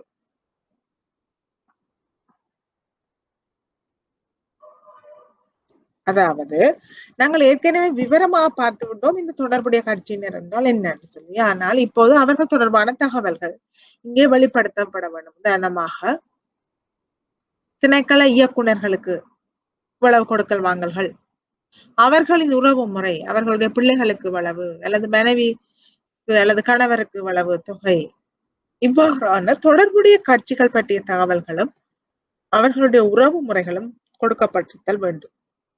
அடுத்ததாக தொடர்புடைய கட்சியின் பரிவர்த்தனைகள், டிரான்சாக்ஷன்ஸ், ரிலேட்டட் பார்ட்டி டிரான்சாக்ஷன், ஆர்பிடி என்று ஆங்கிலத்தை சுருக்கமாக சொல்லுவோம். இவர்களுக்கு கொடுக்கல் வாங்கல்கள் இருந்தால் மட்டும்தான் இந்த அறிக்கைகளில் அதை வெளிப்படுத்தப்பட வேண்டும். தொடர்புடைய கட்சியினருக்கு எந்தவித கொடுக்கல் வாங்கலும் கொடுக்கப்படாவிட்டால் இது தொடர்பான எந்தவித வெளிப்படுத்த தேவைப்பாடும் இல்லை. ஆகவே பரிவர்த்தனைகள் கொடுக்கல் வாங்கல்கள் இருந்தால் மட்டுமே. இருந்தால் தொடர்புடைய கட்சியின் உறவின் தன்மை, ஏற்கனவே சொன்ன மாதிரி பிரதரா, சிஸ்டரா, ஸ்பௌஸா, பேரண்ட்ஸா, ஃப்ரெண்ட்ஸா, அப்படியான தகவல்கள்.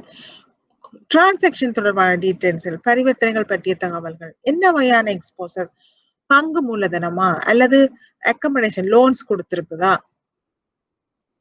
அல்லது வேறு ஏதாவது சலுகைகள், வாகனங்கள் அப்படி ஏதாவது கொடுத்திருக்கின்றதா, அல்லது வட்டி சலுகைகள், வட்டிகள் குறைத்து இவர்களுடைய உறவினர்களுக்கு கொடுத்திருக்கின்றதா, அவ்வாறான தகவல்கள். நிலுவைகளில் உள்ள மீதிகள் பற்றிய தகவல், இவர்களுக்கு கடன்கள் வழங்கி இருந்தால் அதில் இப்போது மீதியாக உள்ள தகவல்கள். வலுக்குறைப்பு தொடர்பான தகவல்கள், இவர்களுக்கு வழங்கப்பட்ட கடன்களில் ஏதாவது இம்பியாமன் வலுக்குறைப்புகள் செய்திருக்கின்றனவா? பேட் டெப்ஸ் நட்டக்கடன்கள் ஏதாவது அறவிடப்பட்டிருக்கின்றனவா? தொடர்புடைய ஒவ்வொரு கட்சிக்கும் இவை வெளிப்படுத்தப்படுதல் வேண்டும். அதாவது பெற்றோர், துணை நிறுவனங்கள், சப்சிடியரிஸ், கூட்டாளிகள், ஃப்ரெண்ட்ஸ், கூட்டு முயற்சிகள் யாராகவும் இருக்கலாம். இவை தொடர்பான தகவல்கள் இவர்களுக்கு கொடுக்கல் வாங்கல்கள் செய்யப்பட்டிருந்தால் மட்டும் இத்தகைய தகவல்கள் வழங்கப்படுதல் வேண்டும். மேலதிகமாக இயக்குனர்கள், முக்கிய முகாமைத்துவ பணிப்பாளர்கள், பங்குதாரர்கள், பிற தொடர்புடைய கட்சியினர்களை இங்கே குறிப்பிடலாம்.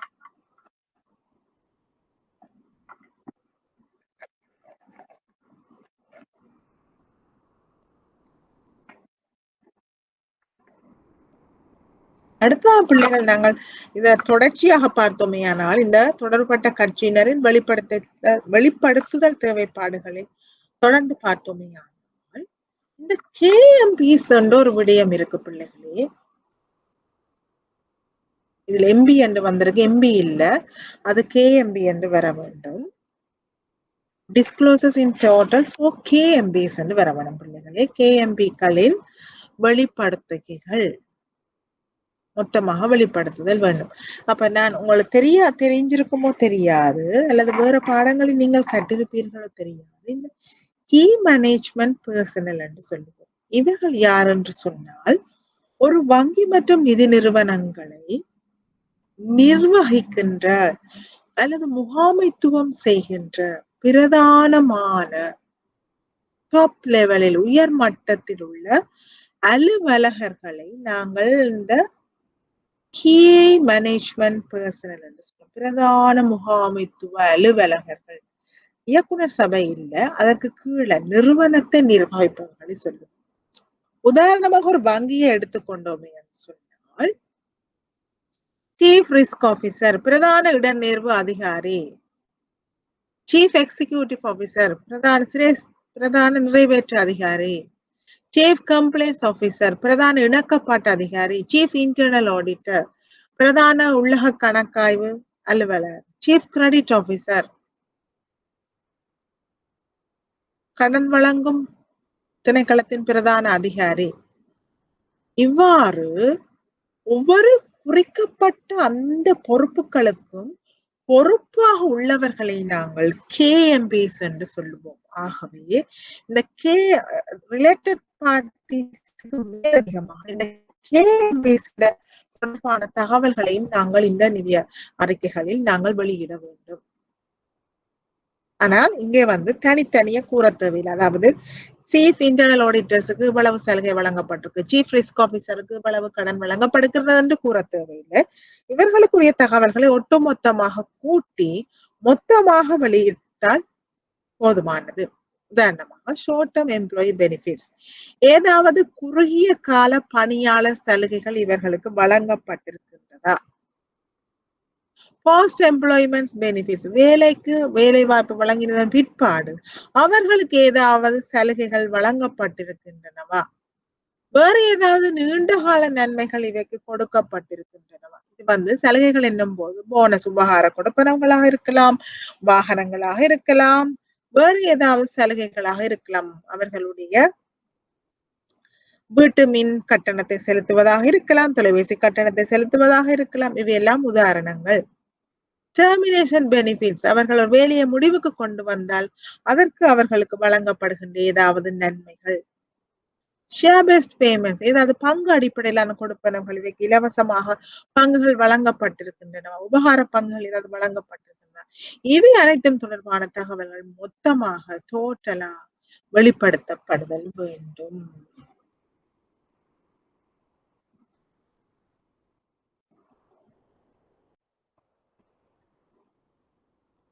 ரைட். இதற்கு மேலதிகமாக நாங்கள் கார்ப்பரேட் கவர்னன்ஸ் ரிக்யர்மெண்ட்ஸ் பார்த்தோமே என்று சொன்னால், அதாவது கூட்டுணைவு ஆளுகையின் வெளிப்படுத்துகைகளை பார்த்தால் இயக்குனர் சபை என்ற போர்ட் ஆஃப் டைரக்டர்ஸ் என்று ஆங்கிலத்தில் சொல்லுவோம்.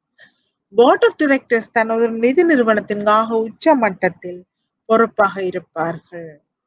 ஆகவே இயக்குனர் குழு தலைவர் சேர்மன் இருப்பார், சேர்மன் நியமிக்கப்பட வேண்டும். ஒரு போர்ட் ஆஃப் டைரக்டர்ஸ் அங்கே கட்டாயம் ஒரு சேர்மன் நியமிக்கப்பட வேண்டும். தலைவர், தலைமை நிர்வாக அதிகாரி இருப்பார். இயக்குனர் சபை அமைப்பு, அதன் கட்டமைப்பு எவ்வாறு இருக்க வேண்டும்? ப்ரொஃபைல்ஸ், இயக்குனர்களினுடைய தகவல்கள், அவர்களுடைய வயசு, அவர்களுடைய கல்வி தகமை என்ன, அவர்களுடைய அனுபவங்கள் என்ன, எங்கே எங்கே வேலை செய்திருக்கிறார்கள், எவ்வளவு காலம் எங்கள் நிறுவனத்தில் இயக்குனர்களாக இருக்கிறார்கள் போன்றவை வெளியிடப்படுதல் வேண்டும். இயக்குனர் சபையால் நியமித்த குழுக்களின் தகவல்களும் குறிக்கப்படுதல் வேண்டும். குழுக்கள் என்று சொன்ன நாங்கள் பார்த்தோம், சபை இடநேர்வு குழு, சபை கணக்காய்வு குழு, கடன் வழங்கும் குழு, அசெஸ்மென்ட் லையபிலிட்டி கமிட்டிஸ், இவர்களுடைய குறிக்கோள்கள், ஒப்ஜெக்டிவ்ஸ் என்ன, இந்த குழுக்களின் இவர்களுடைய கட்டமைப்பு என்ன, யார் யார் இதில் அங்கத்தவர்களாக இருப்பார்கள், எத்தகைய காலத்திற்கு ஒருக்கா இந்த கூட்டங்கள் கூட்டப்பட வேண்டும், இவர்கள் யார் யாருக்கு அறிக்கையிடுவார்கள், என்னென்ன விடயங்களை இவர்கள் கலந்துரையாடுவார்கள் என்பது தொடர்பான இந்த குழுக்களின் அமைப்பு, கட்டமைப்புகள், இவற்றின் செயற்பாடுகள் என்ன, கணக்காய்வு நடைமுறைகள் எவ்வாறு இருக்கும், நியமனங்கள், யார் யார் இவருக்கு நியமிப்பார்கள், ஊதியங்கள், சம்பளங்கள் என்ன, இடநேர்வு முகாமைத்துவம் போன்ற பல்வேறு குழுக்களின் வருகை. நியமனத்துக்கும் இருக்குது, அதாவது போர்ட் HR கமிட்டி என்று சொல்லுவோம். போர்ட் ரெமுனரேஷன் கமிட்டி, அதுதான் இந்த நிறுவனத்தின் அலுவலர்களுக்கான ஊதியத்தை திட்டமிடுற குழு. இவ்வாறான குழுக்கள் தொடர்பான தகவல்களை குறிக்கின்றது. அடுத்தது தொடர்புடைய கட்சிகளுக்கான பரிவர்த்தனைகள். இதுவும் இந்த கோஆபரேட் கவர்னன்ஸ் சொல்லுது, ரிலேட்டட் பார்ட்டி டிரான்சாக்ஷன் டிஸ்க்ளோஸ் பண்ண வேண்டும் சொல்லி. அடுத்தது முக்கிய செயல்திறன் குறிகாட்டிகள். வழமையாக வழங்கப்படுகின்ற நிதிசார் தகவல்களுக்கு மேலதிகமாக சில விகிதங்களை வழங்குதல் வேண்டும். ஏனென்று சொன்னால், ஒரு சிறிய நிறுவனத்தினை ஒரு பெரிய நிறுவனத்துடன் ஒப்பீடு செய்து கொள்ளலாம். தொகை ரீதியாக ஒப்பிடும் பொழுது நாங்கள் சரியான முடிவுகளை எடுக்க முடியாமல் போகும். ஆனால் விகிதங்களை ஒப்பீடு செய்யும் போது நாங்கள் சில முடிவுகளை எடுக்கக்கூடியதாக இருக்கும்.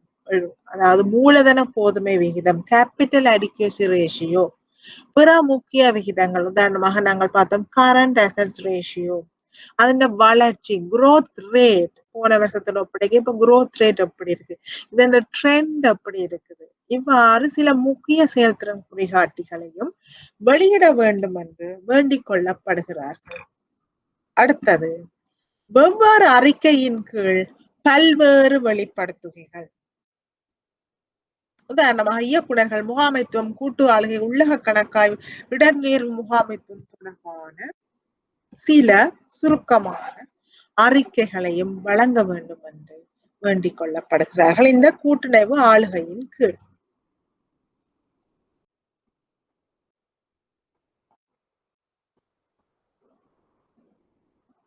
ஆகவே பிள்ளைகள், நாங்கள் இன்றைய நாளுக்குரிய இறுதி விடயத்தை நாங்கள் பார்த்தோமே என்று சொன்னால், இந்த பில்லர் 3 வெளிப்படுத்துகைகள், இது சர்வதேச பேங்க் செட்டில்மெண்டால் வழங்கப்பட்டிருக்கிறது. பாசல் 3 பில்லர் 3 வெளிப்படுத்துகைகள் என்ன சொல்லுது என்று சொன்னால், இது 1/7/2017 முதல் இலங்கையில் அனைத்து உரிமம் பெற்ற வங்கிகளுக்கும் இது நடைமுறைக்கு வரும். உரிமம் பெற்ற வங்கிகள் என்று சொன்னால், இது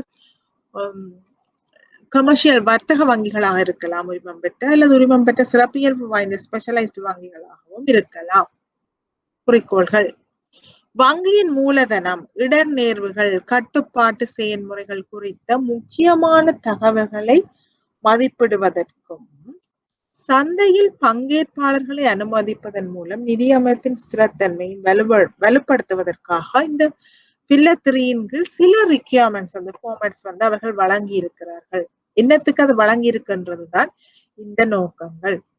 வங்கி தொழில் நிறுவனங்கள் முழுவதும் தகவலின் நிலைத்தன்மையையும் ஒப்பீட்டு தன்மையையும் மேம்படுத்த, எல்லாரும் ஒரே மாதிரி செய்தால் தகவல்களை ஒப்பீடு செய்வது இலகுவாக இருக்கும், ஸ்திரத்தன்மை காணப்படும்.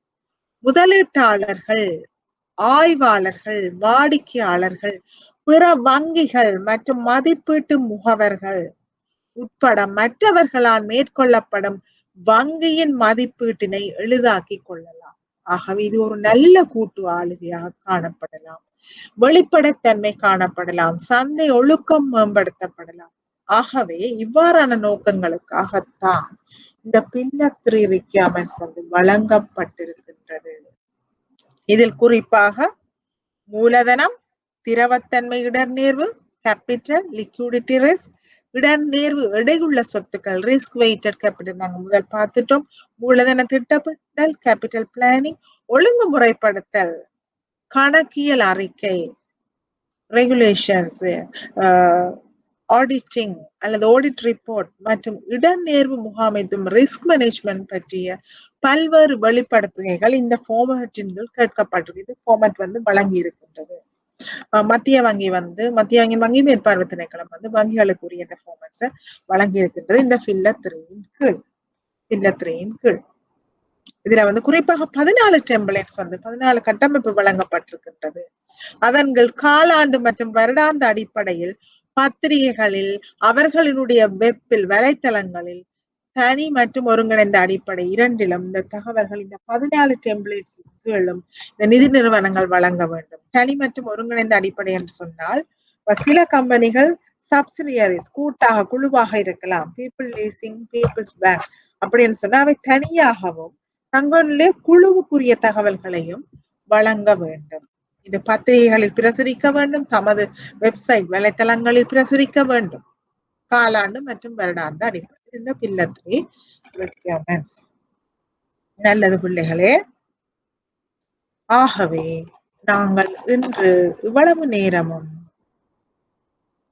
என்ன விடயங்களை பார்த்தோம் என்று சொல்லி சமரி அல்லது சுருக்கத்தை நாங்கள் பார்த்தோம் என்று சொன்னால், நாங்கள் இன்றைக்கு பார்த்த விடயங்கள் வந்து இந்த நிதி அறிக்கை என்றால் என்ன? நிதி அறிக்கை வந்து ஒரு நிறுவனத்தின் நிதிசார் தகவல்களை ஒழுங்கு அமைப்பாளர்களால் வழங்கப்பட்ட தேவைப்பாடுகளுக்கும் பிற ஏற்புடைய சட்ட தேவைப்பாடுகளுக்கும் இணங்க மற்றும் அந்நாட்டின் கணக்கீட்டு நியமங்களுக்கு ஏற்ற வகையில் தயாரித்து அந்த நிதி நிறுவனத்தில் ஆர்வம் வைத்திருக்கின்ற கட்சியினருக்கு, உள்ளகமாக இருக்கலாம் அல்லது வெளியக கட்சியினராக இருக்கலாம், அவர்களுக்கு சரியான முறையில் நிதி தகவல்களை வழங்குகின்ற நடவடிக்கையை தான் இந்த நிதி அறிக்கை என்று சொல்கின்றோம்.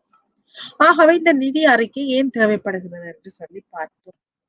இந்த நிதி அறிக்கைகளை பயன்படுத்துகின்ற யூசர்ஸ், பயனாளர்கள் யார் என்று பார்த்தோம். உதாரணமாக கட்டுப்பாட்டாளர்கள், ரெகுலேட்டர்ஸ், பணியாளர்கள், எம்ப்ளாயீஸ், மதிப்பீட்டு முகவர்கள், நிதி நிறுவனங்கள், ஃபைனான்ஸ் இன்ஸ்டிடியூஷன்ஸ் மற்றும் government, stock shareholders, depositors, lenders, management போகிய பல்வேறு தரப்பினர் ஆர்வமாக இருக்கின்றார்கள் என்று பார்த்தோம். பிறகு இந்த நிதி நிறுவனங்களின் நிதி அறிக்கையிடலுக்கான சட்ட மற்றும் ஒழுங்குமுறை தேவைப்பாடுகள் என்ன இருக்குன்னு சொல்லி பார்த்தோம்.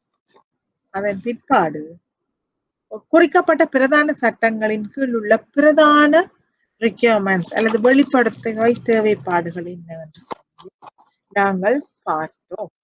இறுதியாக நாங்கள் பார்த்தோம் இந்த ரிலேட்டட் பார்ட்டி டிஸ்க்ளோசர்ஸ் என்னென்ன விடயங்களை கொண்டிருக்கிறது என்று சொல்லி பார்த்தோம். பிறகு KMPs என்றால் ஜார், அவர்களினுடைய எத்தகைய கொடுக்கல் வாங்கல்கள் எங்களுடைய அறிக்கையில் வெளியிடப்பட வேண்டும் என்று சொல்லி பார்த்தோம்.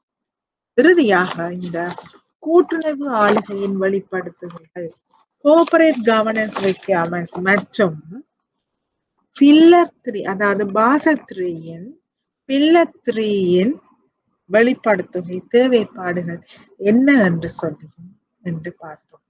ஆகவே பிள்ளைகளே, இவ்வளவு நேரமும் பொறுமையாக இருந்து ஒத்துழைத்தமைக்காக உங்கள் அனைவருக்கும் தேங்க்யூ பிள்ளை.